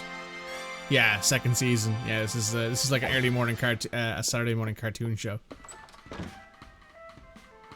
She's back in her office. Better luck next time, from Sly. He used the stamp he stole to send her a postcard. That's hilarious. I love that. That's brilliant. Oh my god. Can't believe I've never seen that. That was very fun. In all of my years of playing Sly, I never noticed that in the bottom corner of these screens there's like you can see like a police badge appear. That's cool. Is it only in episodes you've completed, maybe? That's a great question. That was very fun. That was a lot of fun. I really enjoyed that. Yeah, there it is. See? I'm getting squares in the bottom right hand corner there. But I don't get it here, I don't think. But yes, this is the episode that has one of my favorite missions in the entire game. But we'll see that next time, YouTube. You'll be seeing this in a couple seconds, but we'll be back soon. Hello, YouTube. Welcome back in. Let's get straight into episode 2, shall we?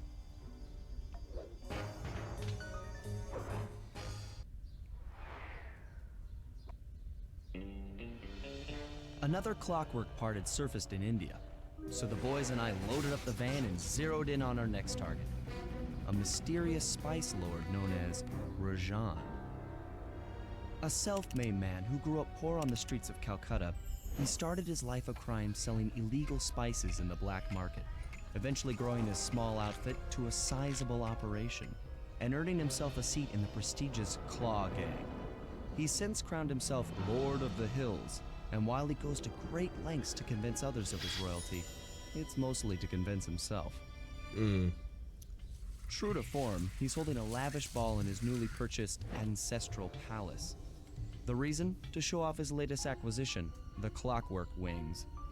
The symbol of my enemy.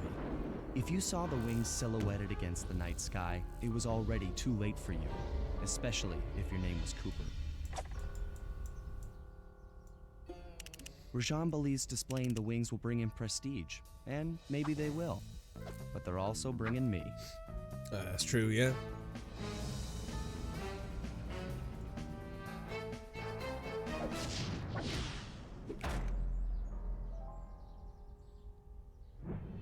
It's like Cooper and the gang in a starry-eyed encounter. This is my favorite mission. Well, this episode contains my favorite mission in the entire game.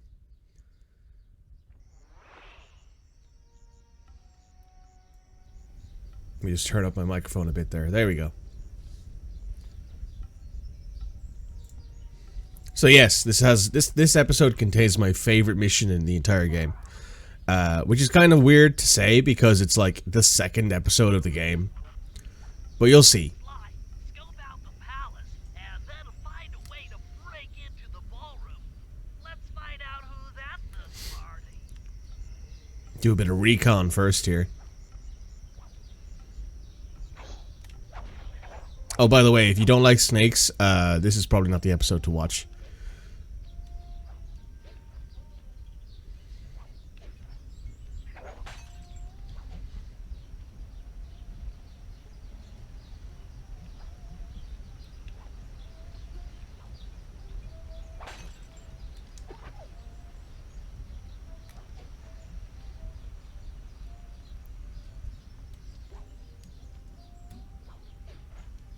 Uh-oh.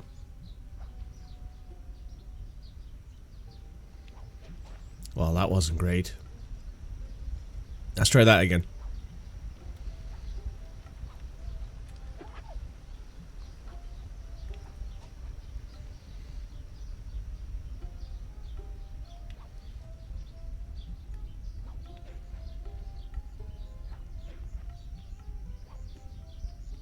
And we're back. Perfect. Hand in the treasure to Bentley, so we can sell it in a bit.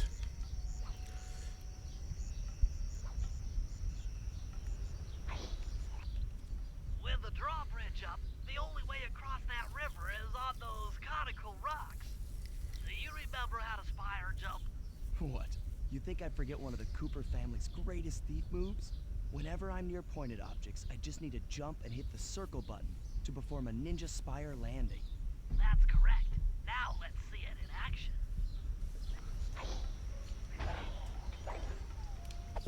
Hang on a second.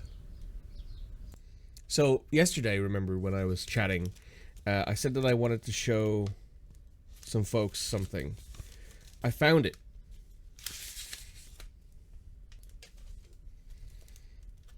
These are signed prints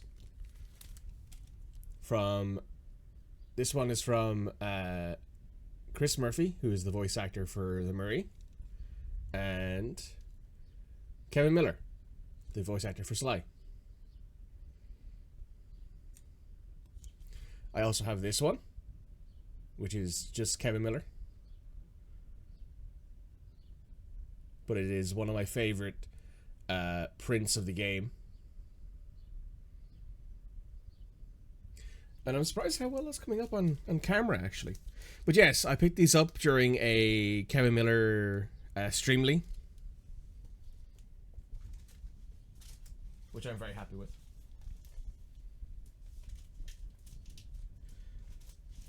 I am, of course, waiting to get them framed once I have enough money.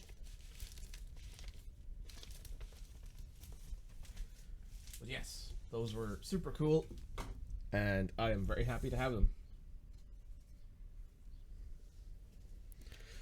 So, let's hop back in here.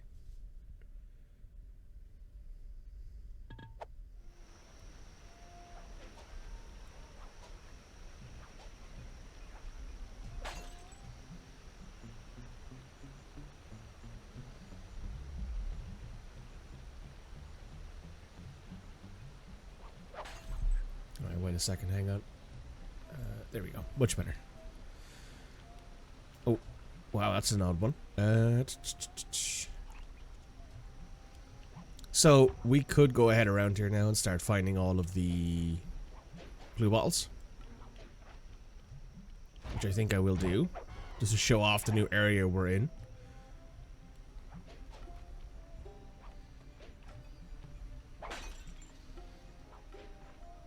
So as you can see, there are like two areas to this map. There's over there, which is a guest house. And then there's over here, which is like the actual palace area. And there is the area where we actually find Rajan. This isn't the only Sly Cooper game to have this kind of layout, but it is one of my favorites.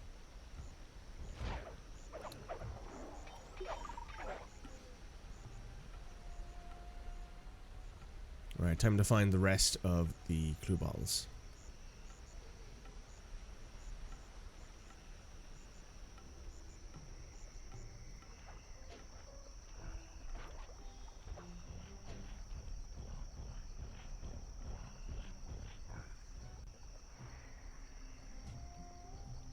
Oh look, he has something worth stealing. Very good.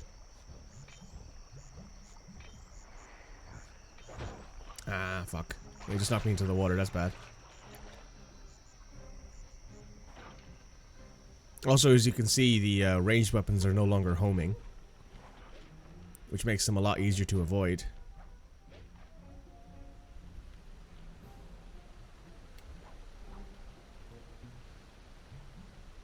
There we go.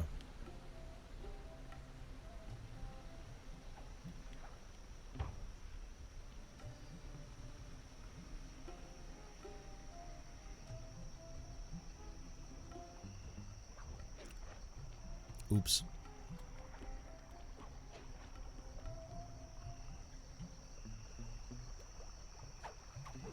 Oh, nice. Picked up a ring.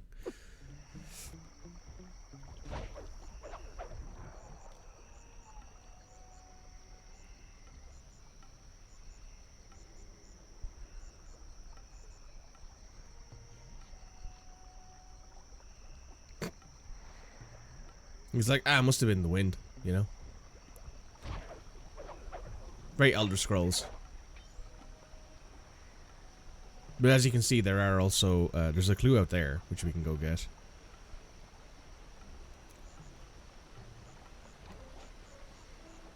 It shouldn't take us too long to get to my favorite mission. We should do that today for sure. I don't know if we're going to be able to finish this episode today. We might get close.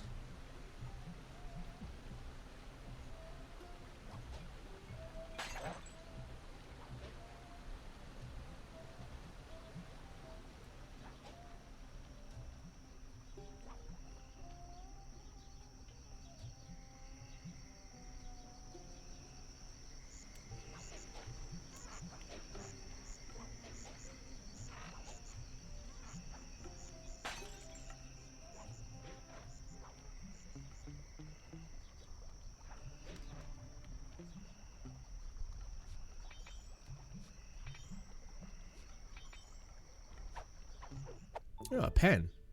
He's got a fountain pen, just chilling out in his back pocket. In case he needs to sign some paperwork, you know?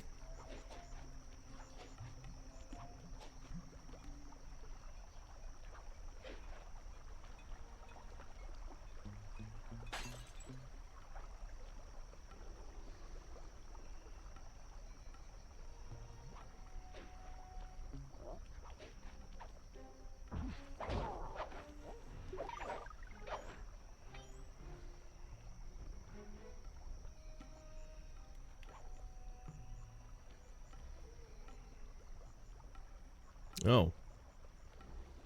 That doesn't seem very good.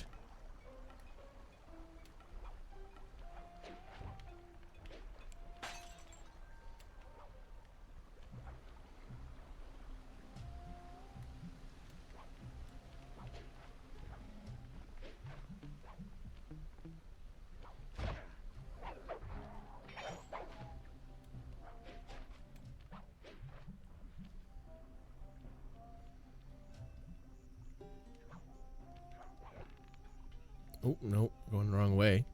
Back this way. There we go. There we're getting somewhere.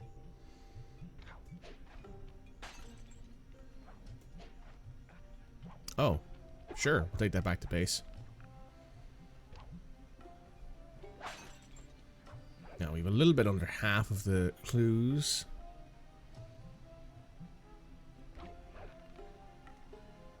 Oh, there's another one.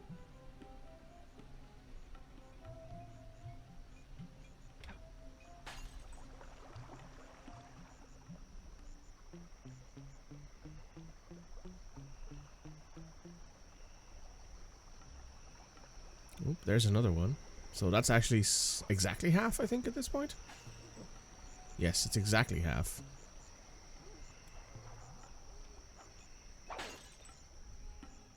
And now we have over half. Very good.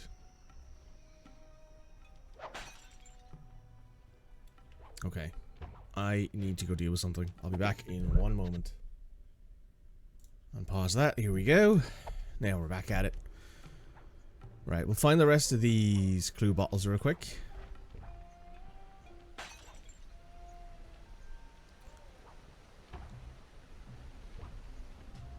Ooh. That was an unfortunate amount of timing there.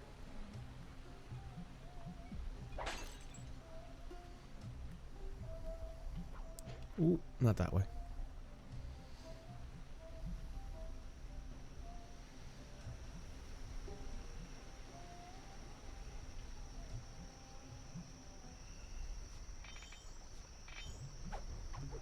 Oh, thank you for the silver ring.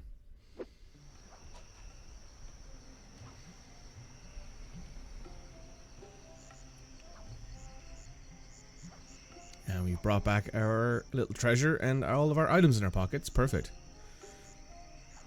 So now we can head out, grab the last few treasure bottles. There's the van.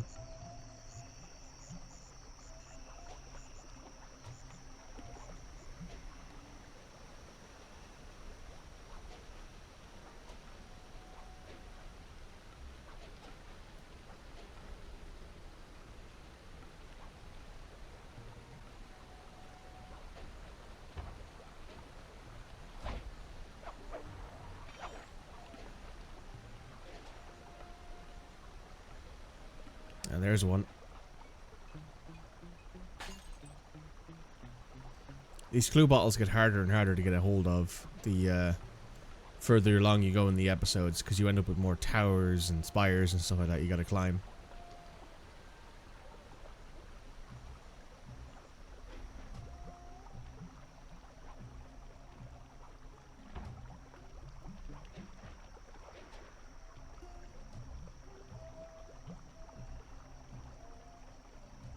Oh, up there, okay. And there's one over there as well. I was wondering why I could hear the clinking of the bottles, but I couldn't see them. Turns out they were above me.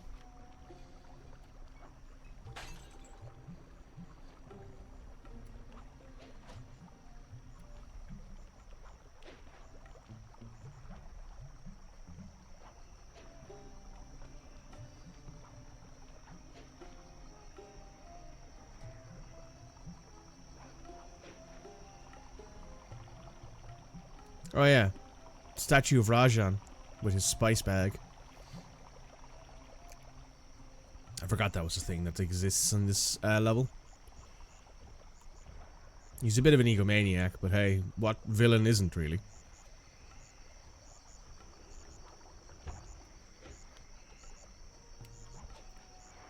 Maybe not necessarily ultra maniacal egomaniacs, all the villains, but most of them are egomaniacs at some point.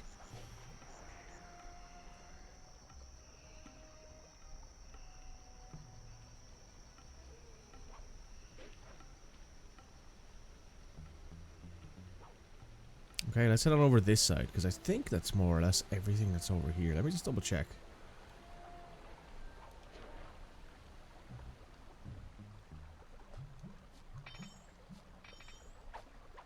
Nice. Another ring.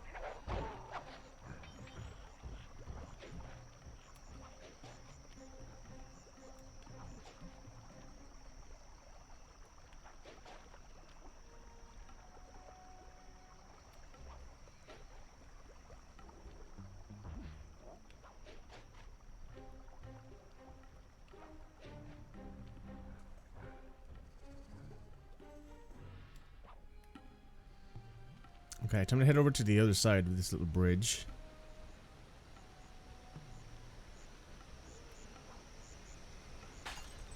Alright, there's only 7 of them left.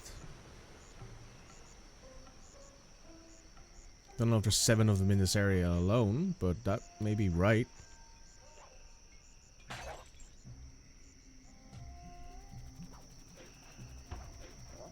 Uh-oh.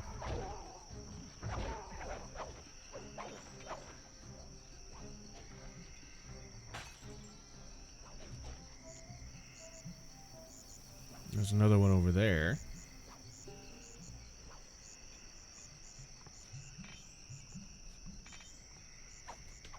Ooh, another pen. Very nice. Useful for signing my postcards.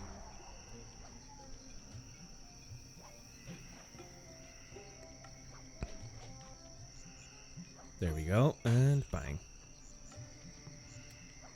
And there's another one down here.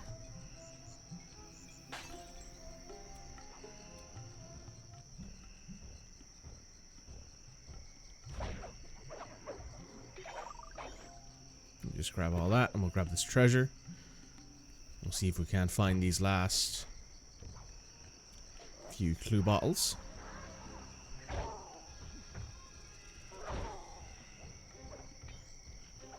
I see one over there. I hear one. That's below me. So there's 2 left, and I know there's one over there.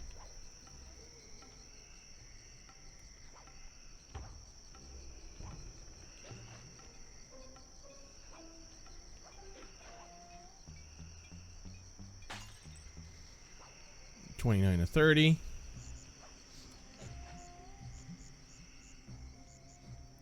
There isn't one over here. Is there another one along here now?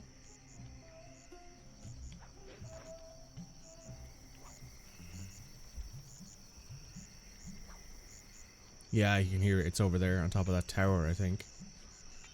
So we did actually find all of the clues in a row. That's kind of nice.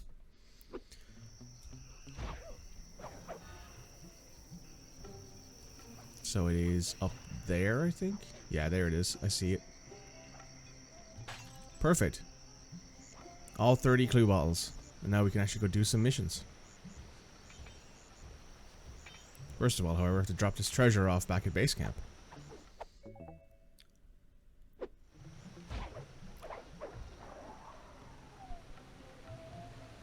That won't take too long.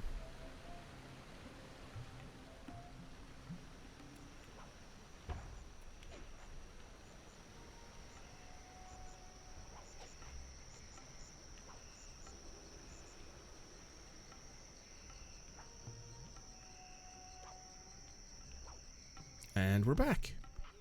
Let's sell everything. How much money is that?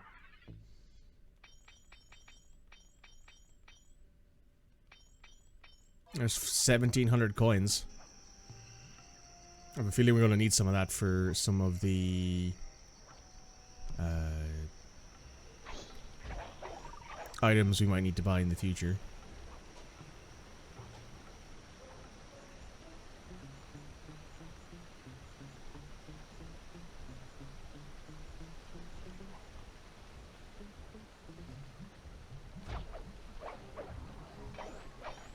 Alright, let's go take on this first mission for Rajan here. The...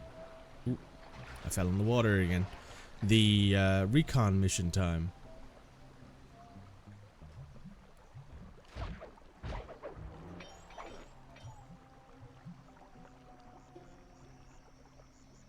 So we head up this way, we take a right, and then we should be right there. Yep, there's the mission marker.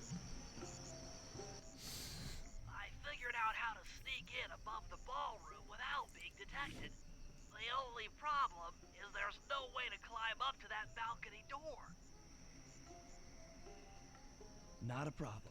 There seem to be plenty of branches for me to walk on. I'll figure it out.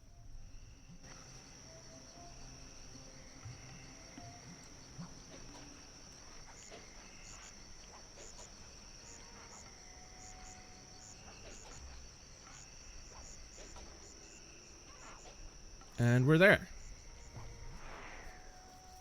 Now it's time to take some pictures.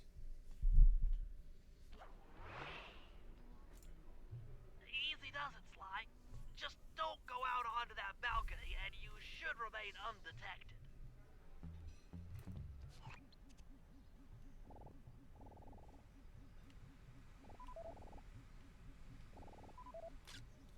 Looks like the wings have been welded onto that statue. They look heavy.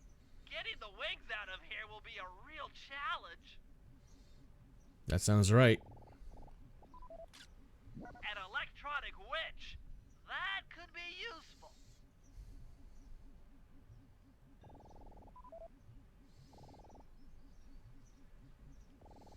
Hello, Rajan. That's him.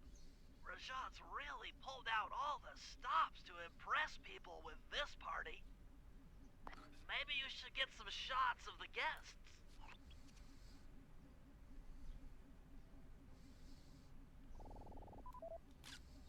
Jean Bisson, a member of the Claw Gang and Canadian shipping baron. He owns half the trains in Canada.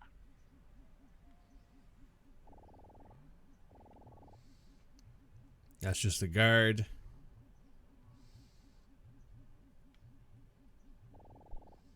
That's Arpeggio. Another Claw Gang member. Arpeggio specializes in exotic technology. That's the Contessa, a high-ranking prison warden for Interpol. She must be working undercover to expose Rajan's spice ring. Well, that's a bit dangerous for us to be here, isn't it?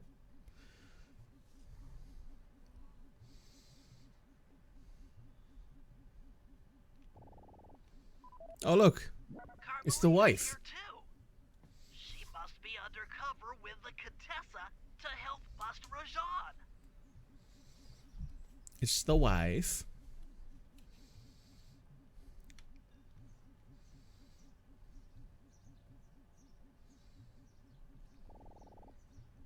And there's the other wife. Neela, another officer undercover. Watch yourself, Sly. This party is crawling with cops. That's all the photos I need. Bring them back to the safe house and we'll start building a game plan. Bum bum ba dum bum. Mission complete. Stealing the clockwork wings in the middle of a crowded ballroom is going to take some serious misdirection. And the squad of undercover cops only makes things more complicated. Although, we might be able to use them to our advantage. But no matter what we do in the ballroom, sooner or later we'll need to deal with Rajan's security chopper. Murray can take it out with some of the local armaments, but he won't be able to get inside the palace until Sly lowers the drawbridge for him. Okay, so mission number 1 then. Sly has to drop the drawbridge. Because otherwise, neither of the two guys can actually get into this area. Because neither of them can spire jump, if you believe it. Alright, Sly. Let's go out and get to work, shall we?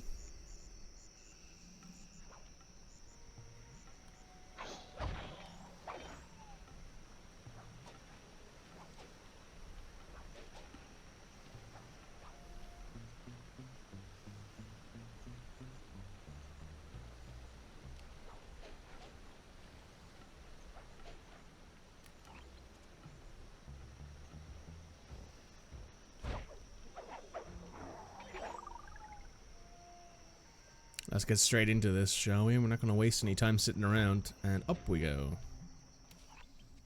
Sly, Murray and I can't get inside the palace unless you lower the drawbridge. I'd love to, pal, but the winch is all locked down. You know where I can find the keys? Key guards have recently taken up positions around the palace. Sneak in, pick all of their pockets, and bring the keys back to the lockdown winch. That works out.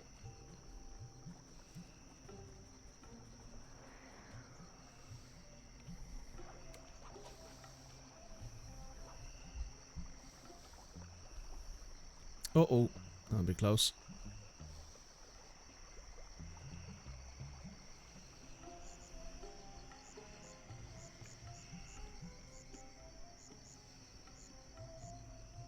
Just gotta wait for the torchlight elephant thing to get out of the way.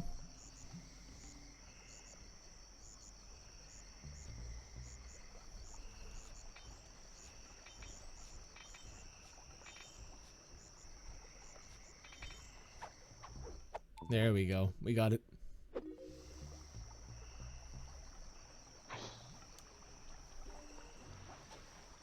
Let's just leave it.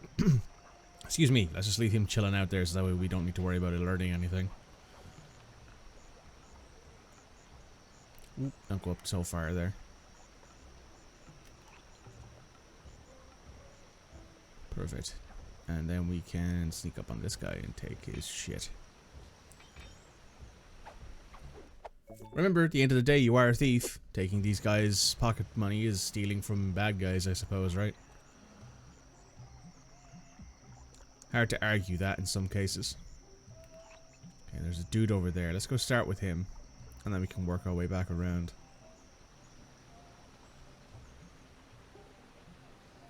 Ooh, jump off the edge.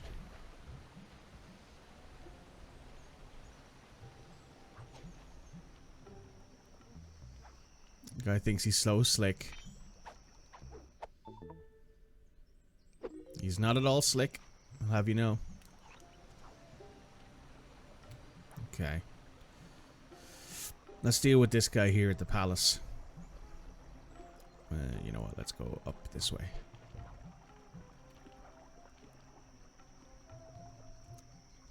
And then around.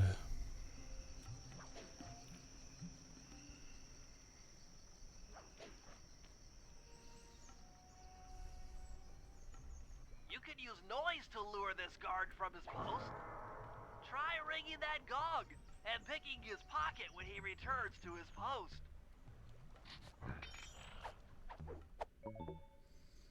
Got his shit. Where's the other two guys? The other two guys are across the way. Well, one of them is on the bridge. The other one is across the way.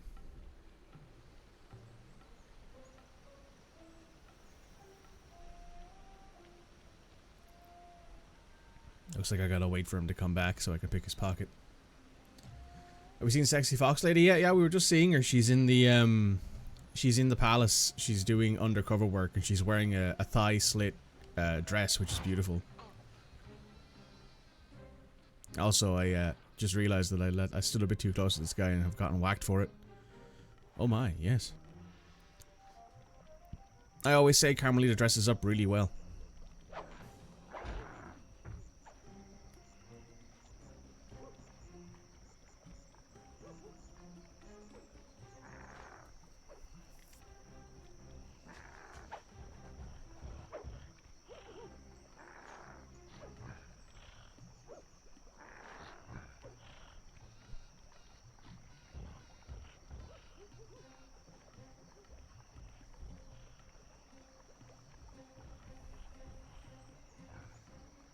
Perfect.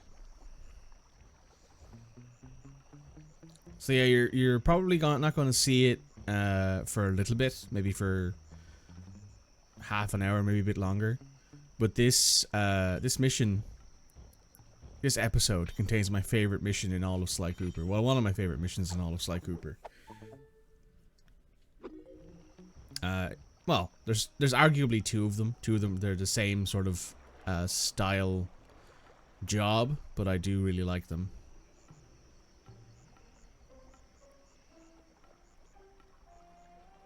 Right, we gotta head back over across the bridge. Oh yeah, so there's two missions. I don't think it's gonna be too far from now, or maybe I'm wrong. I don't exactly remember. But I think it might be after we let Bentley and Murray enter the grounds for the palace. Once we let the drawbridge down, then I think we'll get access to the mission.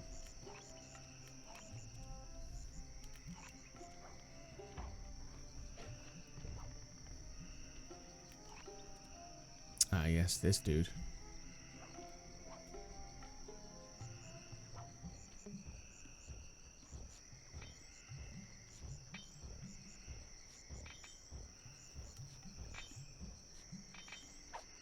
There we go, we got all the keys. Good job, Sly. Now take those stolen keys back to the padlocked winch to lower the drawbridge.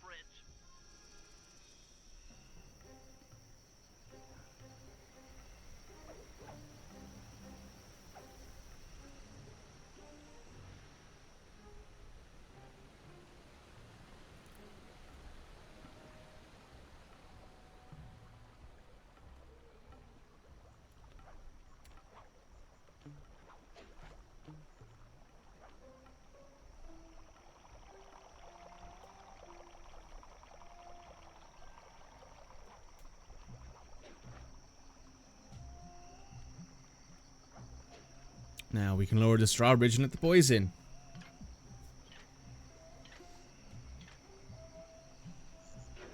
Thanks, Sly. Now Murray and I can access the palace grounds. Bump, bump, ba-dum, bump.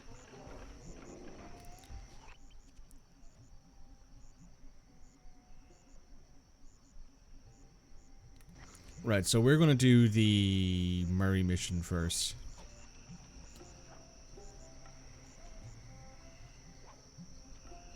Because this is actually one of my favorite missions in this game. Well, this is one of the more interesting ones because it's the first time you get to kind of take over a role that Sly would have played in Sly 1 as somebody who would have been the beneficiary of him in this position in Sly 2.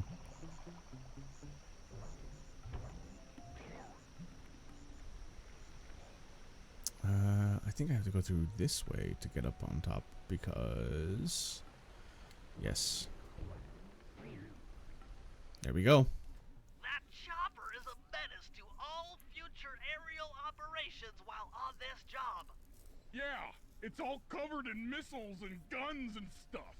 Now be a team player and take it out with that rusty pre-war turret. Okay, I had a potato gun once. I'll bet it works just the same. Also, I want to point something out here for the lore of this game's universe. There's a war.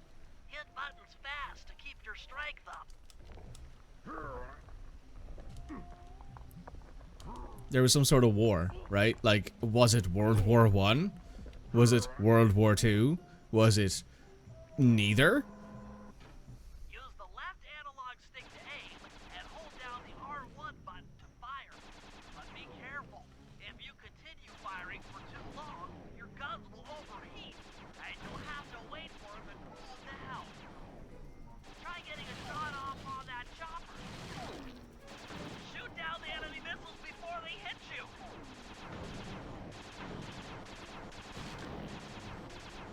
There's a reason why I don't play shooters on my PlayStation 4 or on my PlayStation 5 or hell on any controller anymore, and it's largely because my aim has gone to shit since I started playing on PC. That's my excuse anyway, and I'm sticking to it. I'm not that good at shooters on PC anyway, but that's my excuse, and I'm gonna stick to it for now.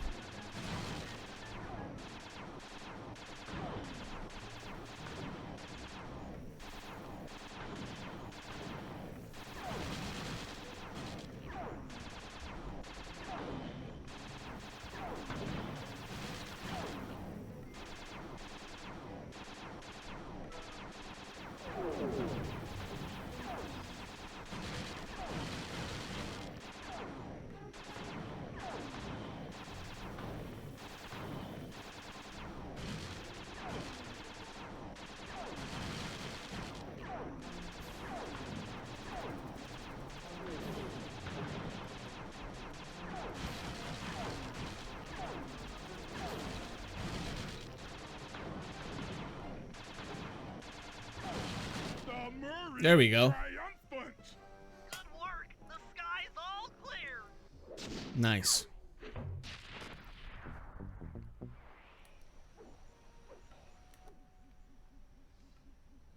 So now I think the only mission we need to do is the ballroom dance one, yes.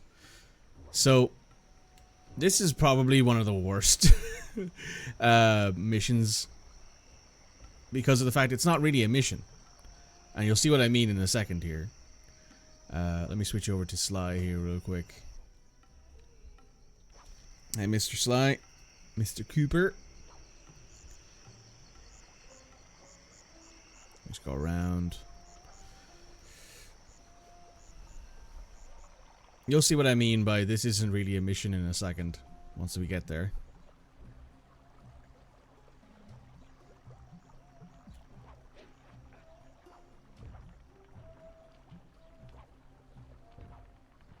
Oh, that doesn't actually get us up there. It's kind of annoying.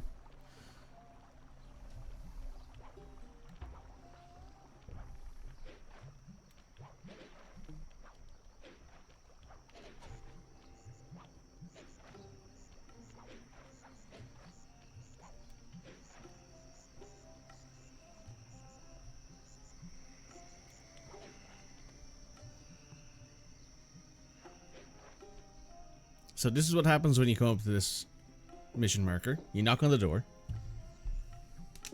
Twice. Hello, I'm here for the dance.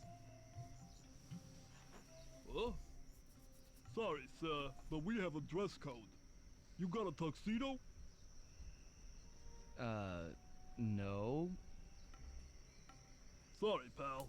No tux, no entry. And that's the entirety of the mission. Sorry, Sly. Somehow I totally overlooked the need for formal wear. That guy's not going to let you in without a tuxedo. Don't beat yourself up, Bentley. At a party this ritzy, there has to be a spare penguin suit around here somewhere. Try the guest house. Someone may have overpacked. So that's the entirety of that mission. That's that mission done. Now we gotta go to steal a tuxedo. See what I mean? It's like... it's like 4 lines of dialogue, I think? Give or take? Between Sly and the dude at the door, and then you talk to Bentley, and that's it. It's easily one of the most odd missions in the game. It's like, oh, yeah, we're not gonna do anything particularly unique there. It's a weird one. Okay, Bentley. I'm in position inside the guest house. Have any intel for me? Well, I recommend searching all the rooms. It's statistically probable that each should hold at least one portion of a tuxedo. What do I look for inside the rooms? This isn't an exact science. Ransack the place until you find part of a tuxedo. Any plan which involves ransacking is okay with me.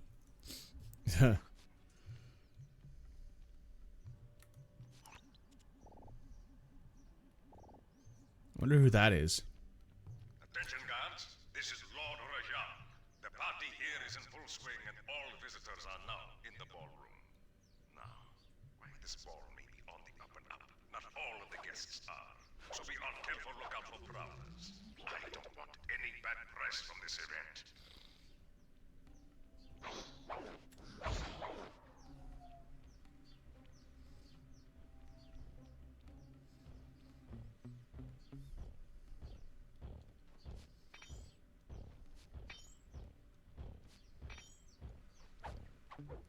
That's Rajan. Doesn't want any bad press.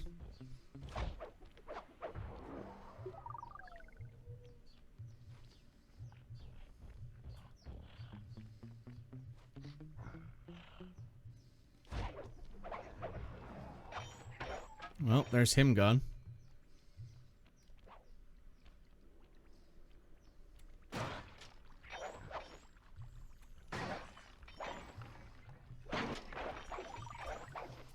Well, when Sly hears the term ransack, he means ransack, so...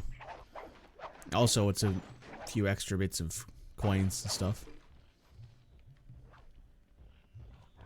Crap.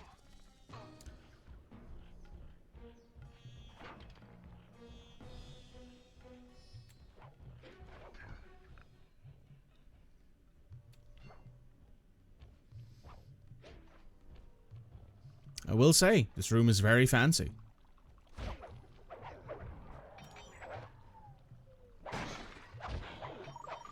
Though I do ask about why there are jars full of snakes here. Oh look, dance shoes.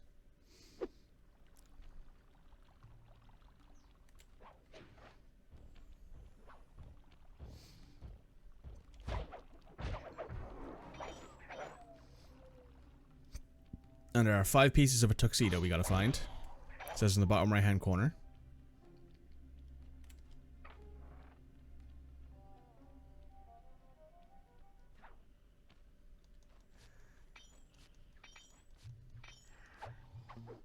These dudes are just chilling out in their guests' rooms, which is kind of weird to me, but fair enough, I guess.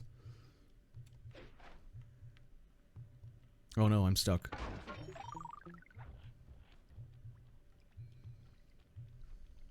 Well, thankfully we could break the thing we were stuck on.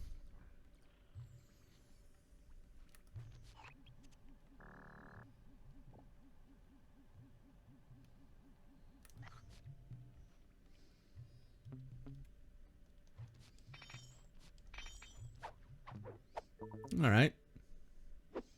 Now time to get into a fight.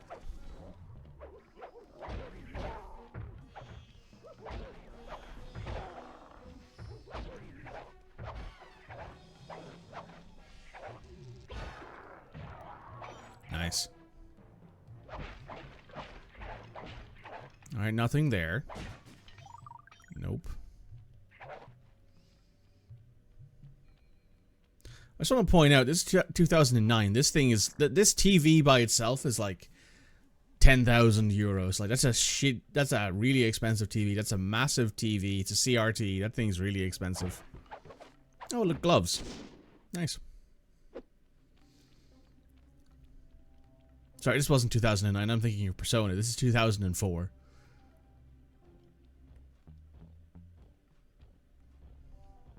So it's even more expensive, relatively.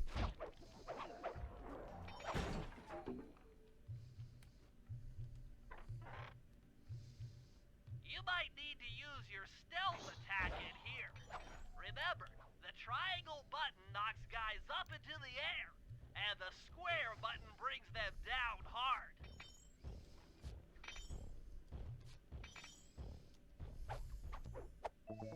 Nice.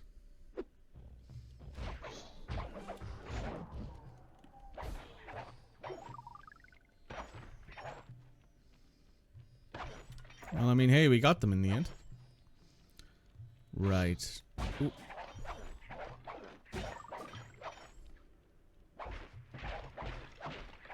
Alright, not in the clothes rack. There it is. A bow tie. It's one of those clip-on bow ties as well, because it's already tied up. Which, by the way, very helpful if you're in a rush for something and you don't have time to tie a bow tie. Having a clip-on one, well, it's a little bit cheaper, and maybe doesn't have the same level of, you know, fancy. It does at the very least work, which sometimes that's all you need.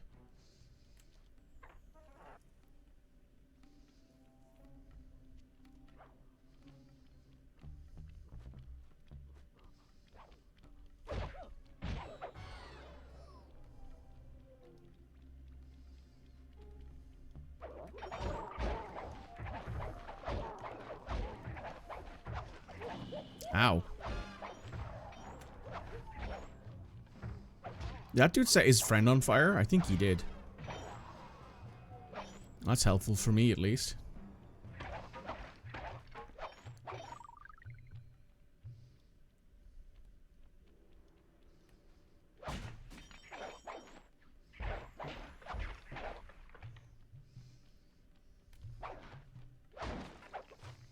Ah, a shirt. Hopefully it fits him. There's nothing worse than an ill-fitting suit or an ill-fitting tuxedo. Like, I hope that Sly knows how to stitch. Or maybe Bentley does. Bentley seems like the type of guy who knows how to do a bit of sewing. Just to kind of keep the rest of the guys in clothes.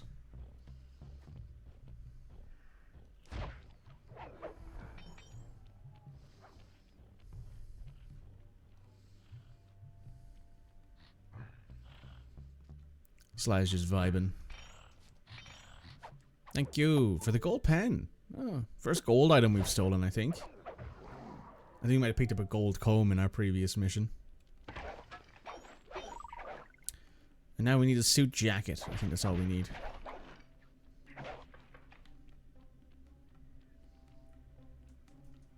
I think.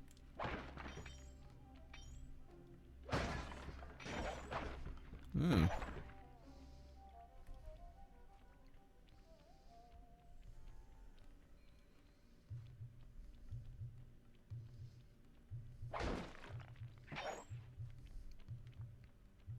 Huh.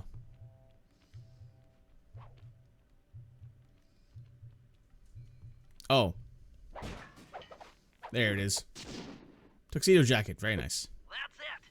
Now that you've got a complete tuxedo, the doorman will let you into the ballroom. Job complete. Oh yeah, you don't even get a job complete for the ballroom dance one, where you try to like get into the ballroom and you're not allowed in there.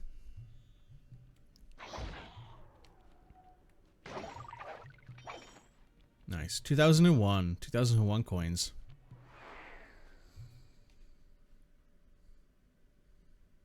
Dunk dunk dunk dunk. Now can we do that mission? Yes. We gotta dominate the dance floor, folks. Hope you guys are ready for something very different compared to the other Sly Cooper missions we've done so far.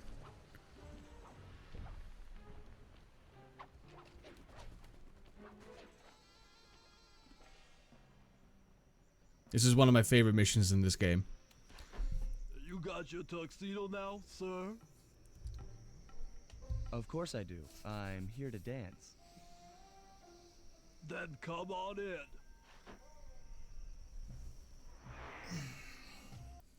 The doorman's voice actor, by the way, is the same voice actor as Bentley. Your tuxedo disguise is working perfectly. Damn. No one will recognize you in that outfit. Now, during the heist, you'll need to dance with Carmelita to keep both her and the crowd distracted. The only problem is, she's picky about dance partners, so you'll need to impress her first. All right, I know just the girl for the job. Hey, Neela. Constable Neela, you look lovely this evening. I'm sorry. Do I know you? I used to chase after you back in Paris. Paris? Sly Cooper? You aren't by any chance here to turn yourself in? Old Ironsides would fall out of her dress. As good as that sounds, how about a dance first? Enchanté. Also, I do like Neela's outfit. It's very pretty. Try to memorize the steps. So this is a memory game. Now your turn.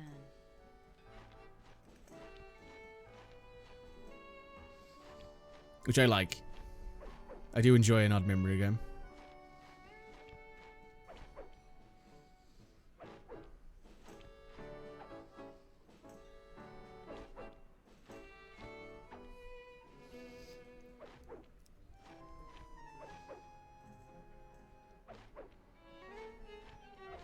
I also appreciate they've... using me to get at old Ironsides. Yes, I am. Do you mind? Not at all. I appreciate her honesty.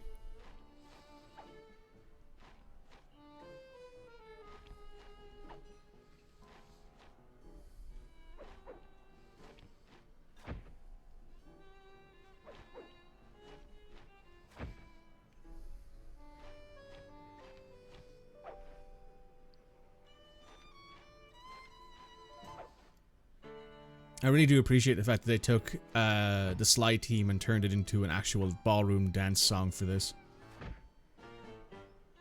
That fellow is very graceful. If only you moved spice shipments as well. Silence.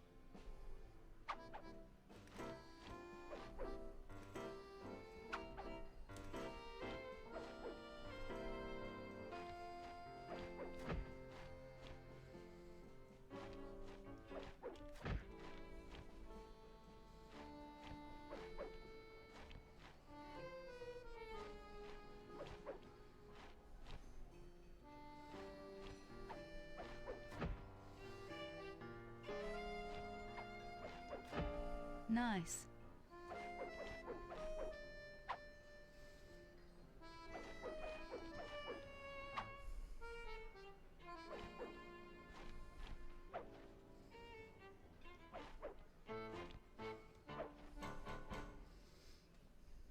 Thank you. That was delightful. Thank you, Constable Neela. After all, it takes two to tango. Yes, and three is always a crowd. Neela, your friend here is quite an accomplished dancer. I tried to make him look good. Please, Neela, his skills far surpass you. Perhaps later you and I might share a dance, Miss Fox. Carmelita Fox. And I accept. Success! But yes, that's one of my favorite missions in the entirety of the Sly Cooper franchise. I know it's a bit odd, but I love it. Alright, boys, we're ready for the next phase. My plan to get at the clockwork wings requires the use of the electric winch above the ballroom. To get control over the device, I'll need to hack the computers in Rajad's boardroom. Plus, we'll need an extra strong saw blade to cut the wings off the statue. To make a saw blade that durable, I'll need Sly to steal the gems off the headdresses on Rajad's prize elephants. And finally, I'll take to the field with my remote control helicopter and nullify the palace's surface-to-air defenses. That should clear things up for the heist. Nice. So we got a few missions to do before we hit the heist. I'm going to grab Sly first. I think Sly has the most missions almost always. There's Boardroom Ball, Elephant Rampage, and RC Bombing Run, which is Bentley, I think. So let's go do Elephant Rampage first. That's the most annoying mission that I remember from this area.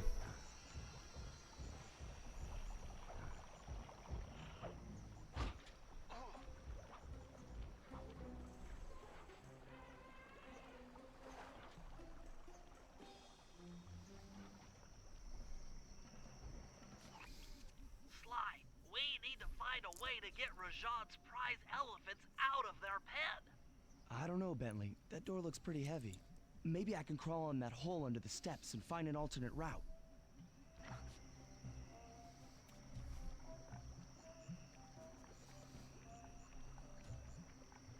The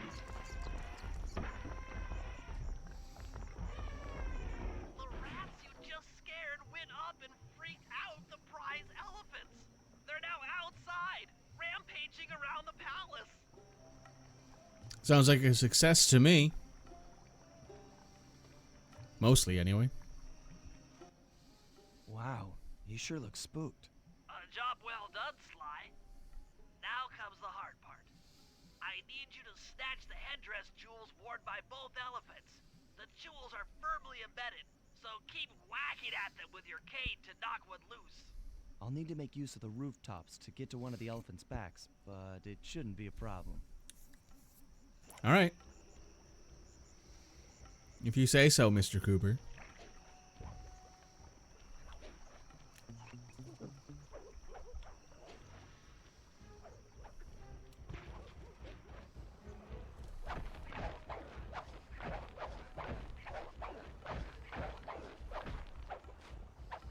And there's one of them.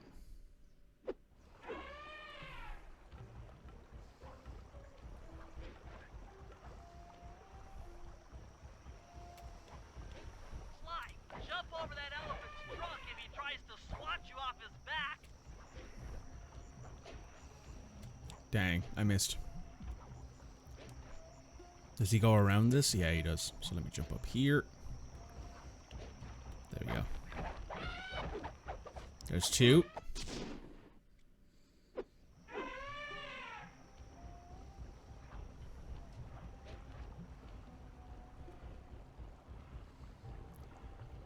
I'm sticking with the one who I already know that I have most of the gems off of.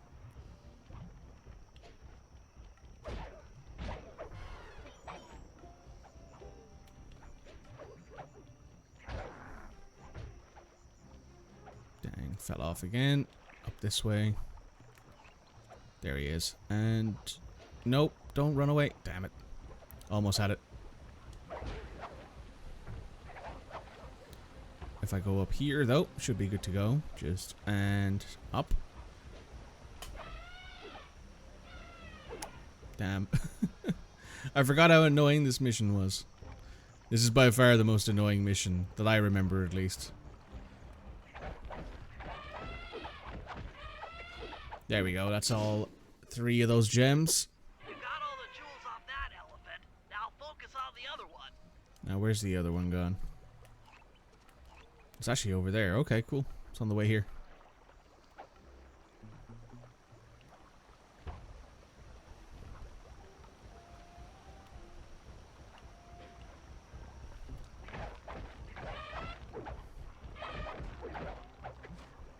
There's another gemstone. Perfect.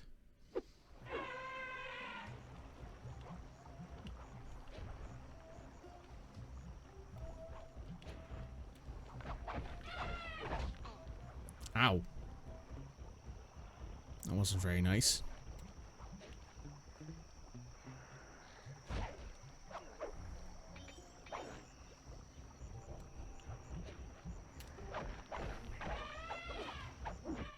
There's 2 of the 3 on this elephant, which means there's only 1 left to get.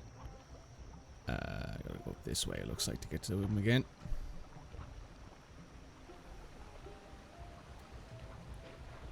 Perfect. Ow. Okay, we got it. Nice. That's all 6 of the gems.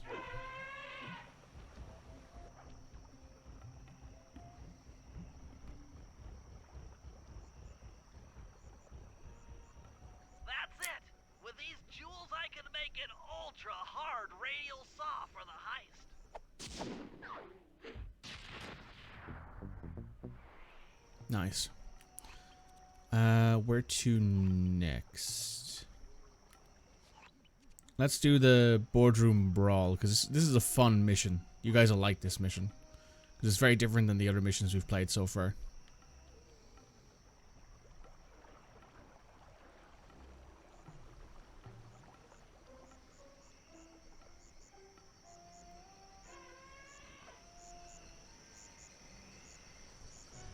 I believe I have to go this way and then... yeah, it's right here. Perfect. Perfect.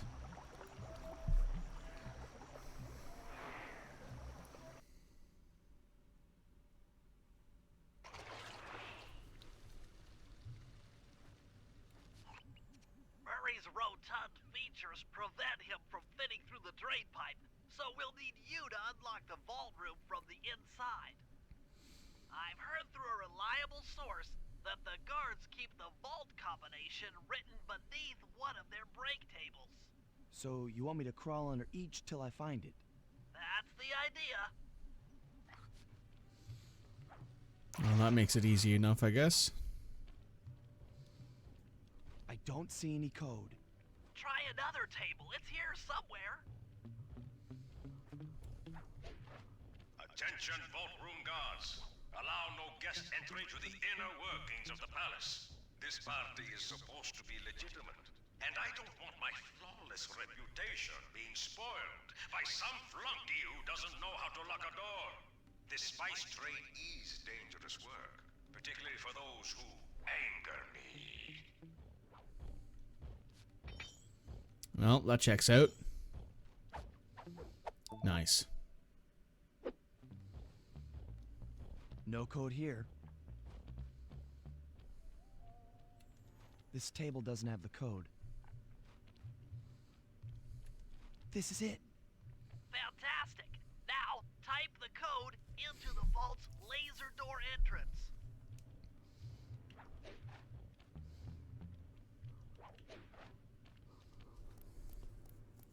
Nice work. Make your way to the security lockdown switch and let in me and Murray. So this is where you would find the vault. Like, this is the actual vault. So if you hadn't found all the clues yet, you wouldn't actually be able to find it until you did this mission. I'd love to see the look on Rajan's face when he finds this vault empty. The code should be 857.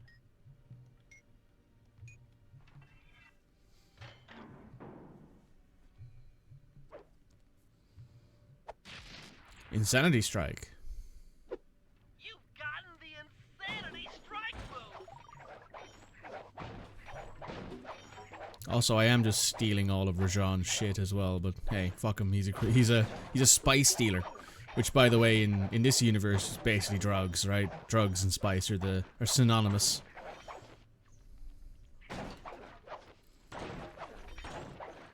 He isn't dealing coriander, that much I will say.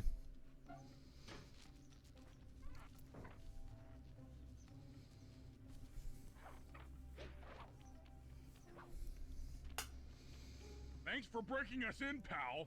The Murray approves. Let's get down to brass tacks. I need to hack both the vault room computers to get control of the electronic winch above the ballroom. So what are me and Sly here for? The second I enter their You return, servers, welcome. they'll be on to us. You guys need to work together to keep the thugs off my back. You and me, pal, side by side. The Murray knows no fear. Okay, I'm in. Hacking the level 6 barrier. Time to start punching.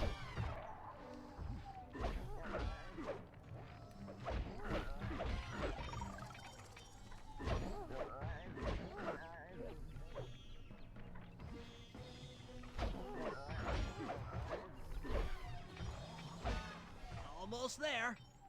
Got it. Moving on to the level 5 system.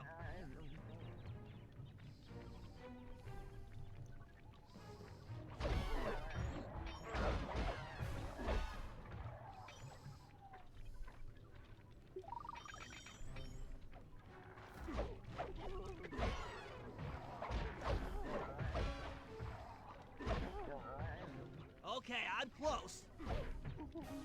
Changing back for level 4 access.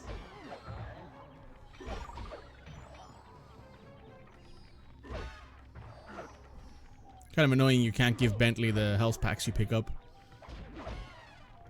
That'll probably make this too easy.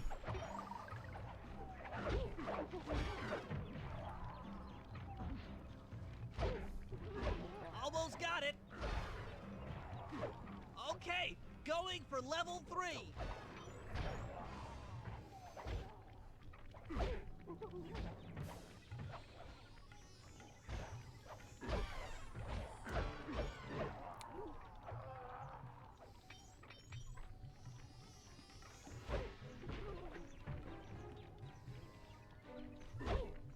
I'm so close. Yes! Headed for level 2.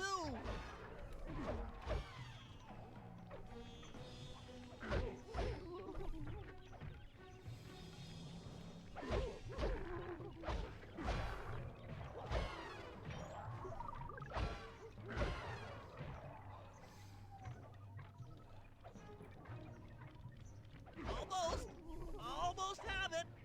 Going for level 1 access.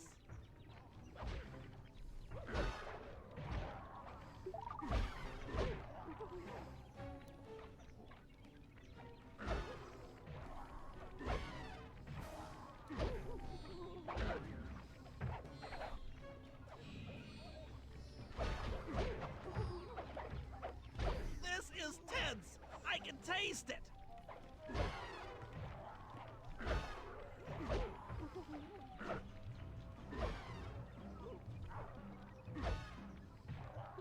I'm unstoppable. Very nice. Got control of the winch. Thanks for the backup, guys. No problem. Me and the big guy had it covered. Murray, let's hook up the direct feed and get out of here while the coast is clear. Very good. Bum bum ba dum bum.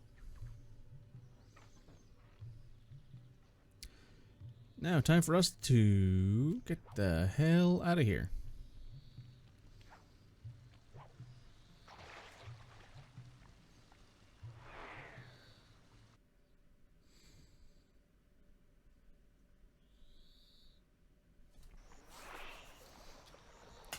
Right, next mission I think is Bentley, so we gotta go back to the safe house and get him.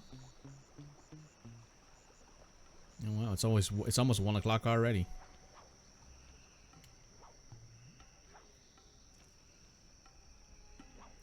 I'll put it this way, right? Yesterday, so YouTube, you know this. Yesterday I played the first episode of this game, and I had it 100%ed in about an hour and a half, I think, is what the recording came out to.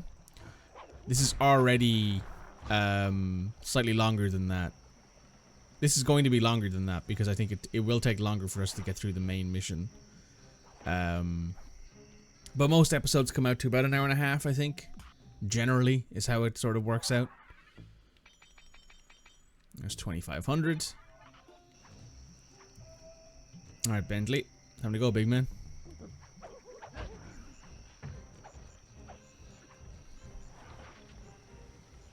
That's not good.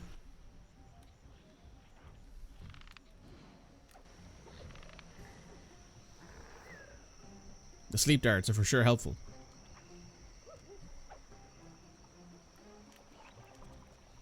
I believe I have to head across the bridge. Yes, I do. Red, unfortunately, you also missed out on one of my favorite missions in this game. Put you to sleep, so that way I can ignore you. Head up this way, taking a quick daytime nap. Then we can head up here, and mission active. Bentley, what's your status? I'm in position with the RC chopper. All systems are go to neutralize their surface-to-air defenses. We're going to need free reign of the sky during the heist. Well, be careful. Chopper parts aren't cheap. Hostile has been sighted. Hey, Bentley, use the left analog stick to steer the chopper and hit the X button to drop bombs. I just want to point out that... Lose track of the Jeep. I'll project a holographic targeting arrow. Follow it back into the action. I do just want to point out that the RC chopper that Bentley flies looks like his face, which is kind of egotistical, but also very Bentley.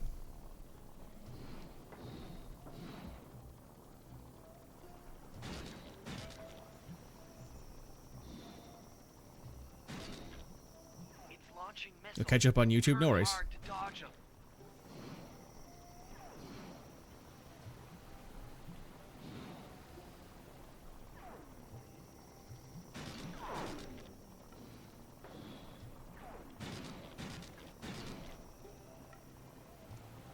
There is technically a second mission of that type. Because it's the last mission of the episode is also technically the same mission. Or sorry, I should say it's a copy of that mission, because you need to do it to. That jeep's out of commission, and we'll have clear skies for the heist. I always thought there was more than one jeep, but yeah, in order to like get access to something, you need to do the mission for the first time, so you can do it the second time. Okay, synchronize your watches. This heist is going to take extreme precision. Here's the plan.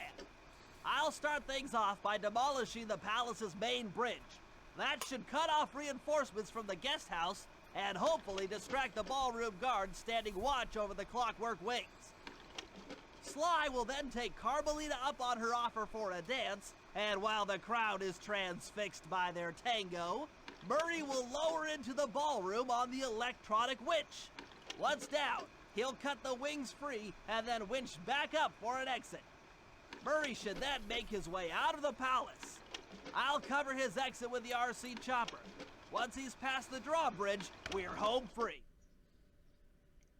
So yeah, you'll get to see it now. You get to see my favorite mission repeated this time. I believe it is Sly who takes this mission, because I do believe it starts with Sly dancing with Carmelita. Oh no, it's not. It's Bentley. That's right. It starts with Bentley. So Bentley is the start of this mission, which he was the last time too, actually.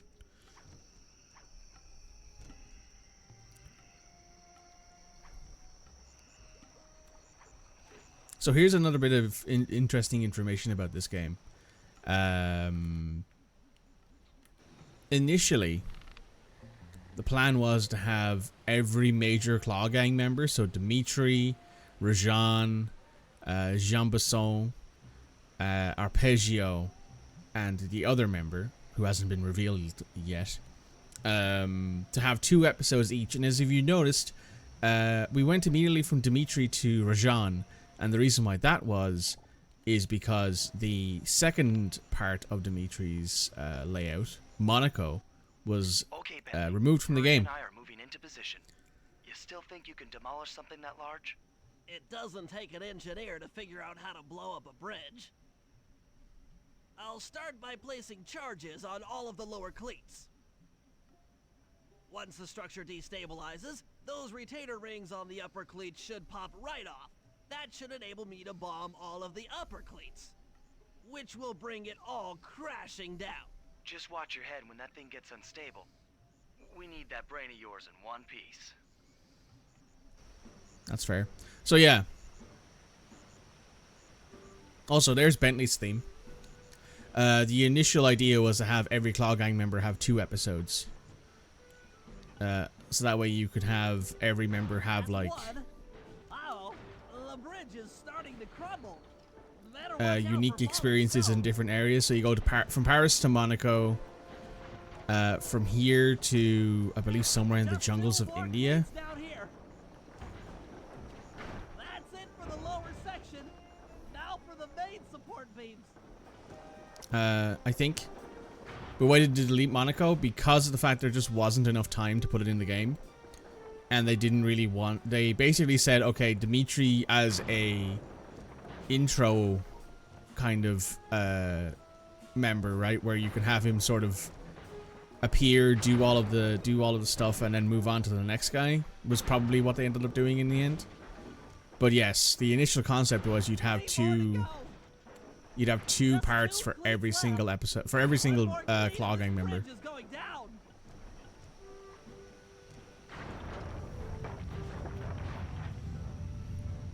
Okay, Sly, the bridge is down. warm up the van and get ready with the RC chopper. Good luck. You can actually find video of Sly running around Monaco. The bridge is destroyed. Take all the manpower you need and look into it. Hey, Sly. Murray, you in position? Check. It looks like Bentley's little distraction did the trick. Initiate phase 2. I'll take care of Carmelita and the crowd. You handle the heavy lifting. Miss Fox, I believe you owe me a dance. About time. I thought you had left. Just waiting for the perfect moment. And now we're dancing with the hot fox lady. Memory game.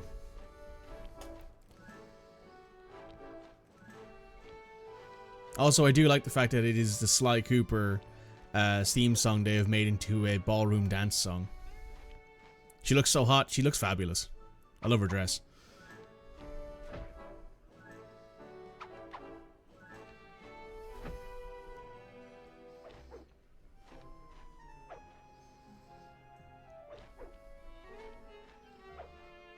You look familiar to me. Are you in law enforcement?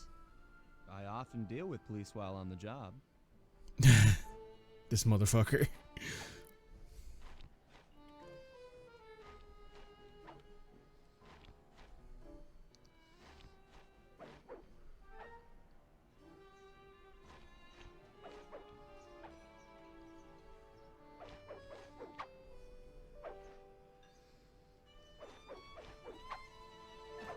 Ooh.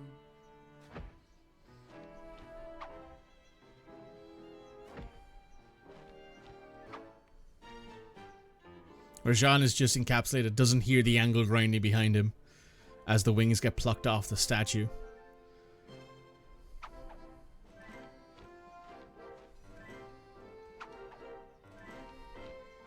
Did she not recognize Sly's voice? Maybe not.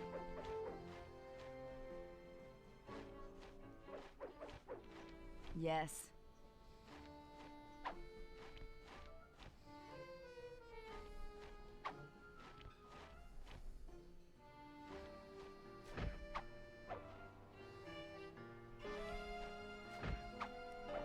Nice.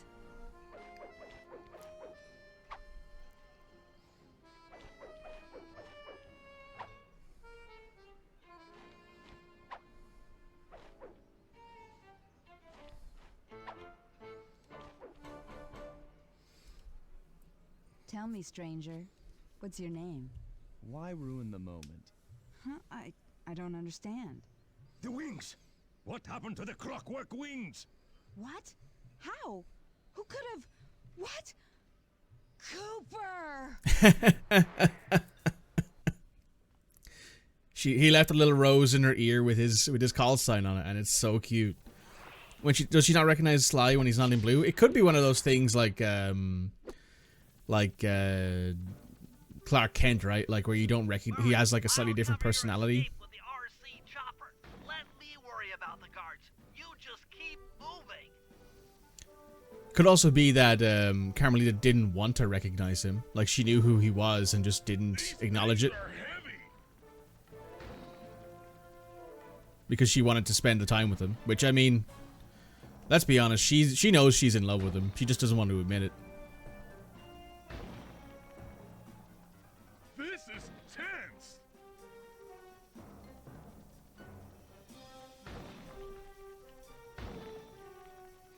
It always makes the other person look so dumb. I mean, it's a little bit of that, right? But also, you know, you kind of wanted to have that moment, and I'm fine with it. I will admit, though, she probably recognizes him pretty quickly, but then she's like, okay, why are you here? You know? That or, well, Neela knows who it is. Neela recognizes Sly immediately. Well, no, she doesn't. Actually, that's the thing, right? Is that you weren't here for it, but I'll tell you this. The reason why Carmelita dances with him is because he dances with Neela, and he does a really good job, and she's like, I'd like to dance with you, and he's like, yeah, sure, absolutely. And that's why he dances with her. Well, it's the reason why he can dance with her, to like distract people, to allow Murray to do the stealing. But without that bit, it's very likely that Carmelita wouldn't have accepted it, and even Neela didn't recognize him. Because when you put somebody in a tuxedo, right, and they don't look anything like they used to, it kind of makes it a bit hard to recognize them, I suppose. But that's my only sort of After the gang and I got away with idea. the clockwork wings, Carmelita blew her cover and started making arrests left and right. She looks fabulous in that outfit. With his reputation in shambles, Rajan was forced to flee from his own party. He's now in hiding, somewhere deep in the jungle. The gang and I took a break and headed for Bollywood. It took some doing, but we eventually snuck Murray onto the set of a full-blown Indian musical. I was happy the guys got to unwind, but Rajan was still out there. And somehow, I knew things were about to get tough. There's Rajan.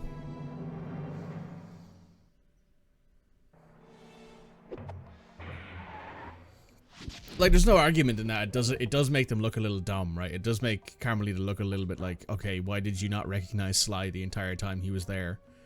But, you know.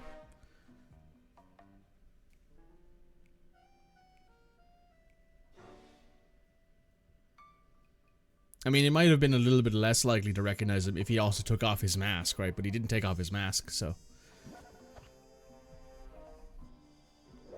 The predator awakes.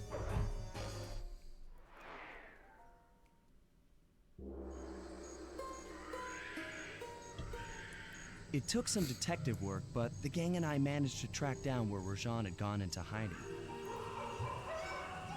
Somehow, he'd managed to transform a long-forgotten temple into the thriving center of his spice operation, and it's there where we'll find him. The jungle, too thick to drive through, forced us to walk the long distance to our target. We ran into a few problems along the way, but pushed on. For the temple was more than just Rajan's hideout. It was also home to the Clockwork Heart. A pump so strong and tireless, it could increase spice production tenfold. Good for Rajan, but awful for the rest of the world. Hope he's not counting on that heart too much, because tonight, it comes home with me.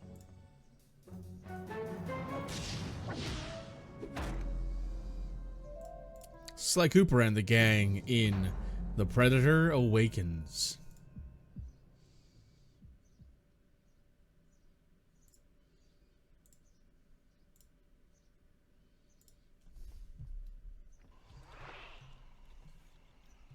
Okay, give me 1 second. I'll be right back.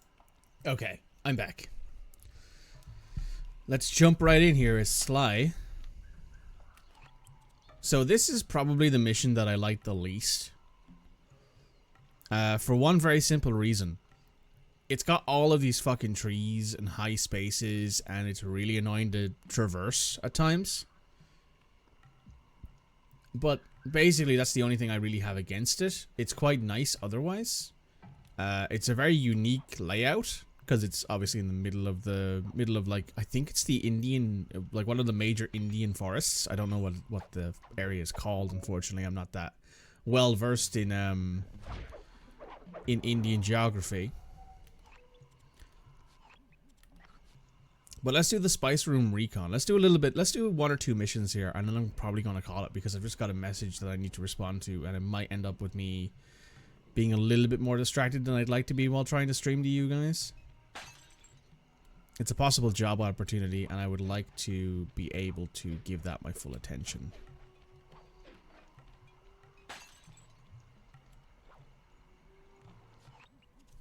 Sneak into the temple and take some recon photos so I can assess the situation. Just be careful. If you get hurt, the nearest hospital is 106 miles from here. According to my map of the area, there should be a hidden passage into the temple behind that waterfall. Nice work, Bentley. I'll take a hidden passage over the front door any day. 106 miles is quite a distance, to be fair. Alright, let's pick some pockets.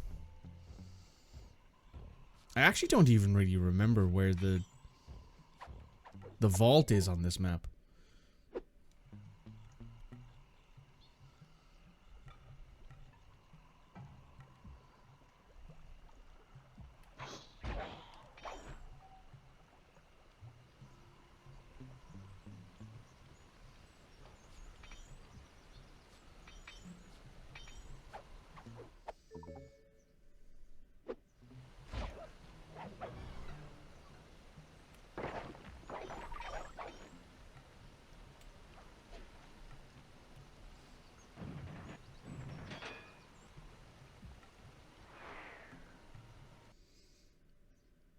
And I mean, if I combine the first part of this part together, you get a nice solid episode. So you're all good. Bingo, you found the spice growing facility.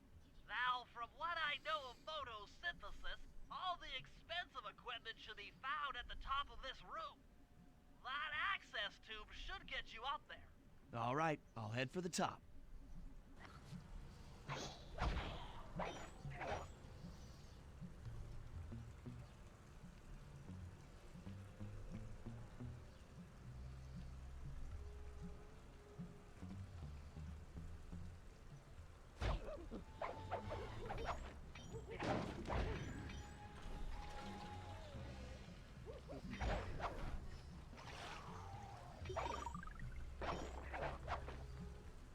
Well, that worked out.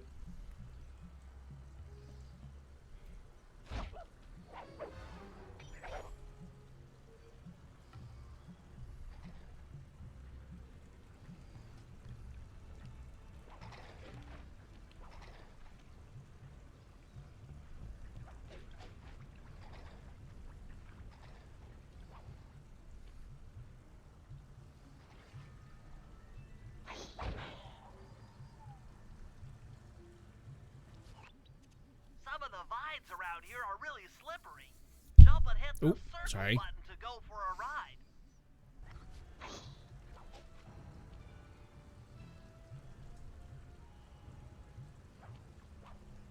The pickpocketing is way more fun than picking up coins. It is.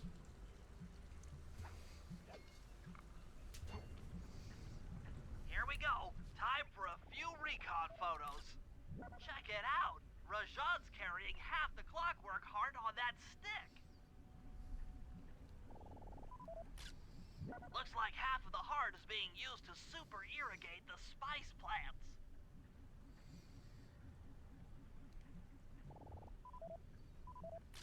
There's the entrance to this level, only I can't figure out how to get in here from the temple's exterior. That crane is keeping half of the heart suspended.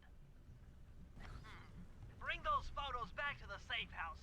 We'll really need to think about this one.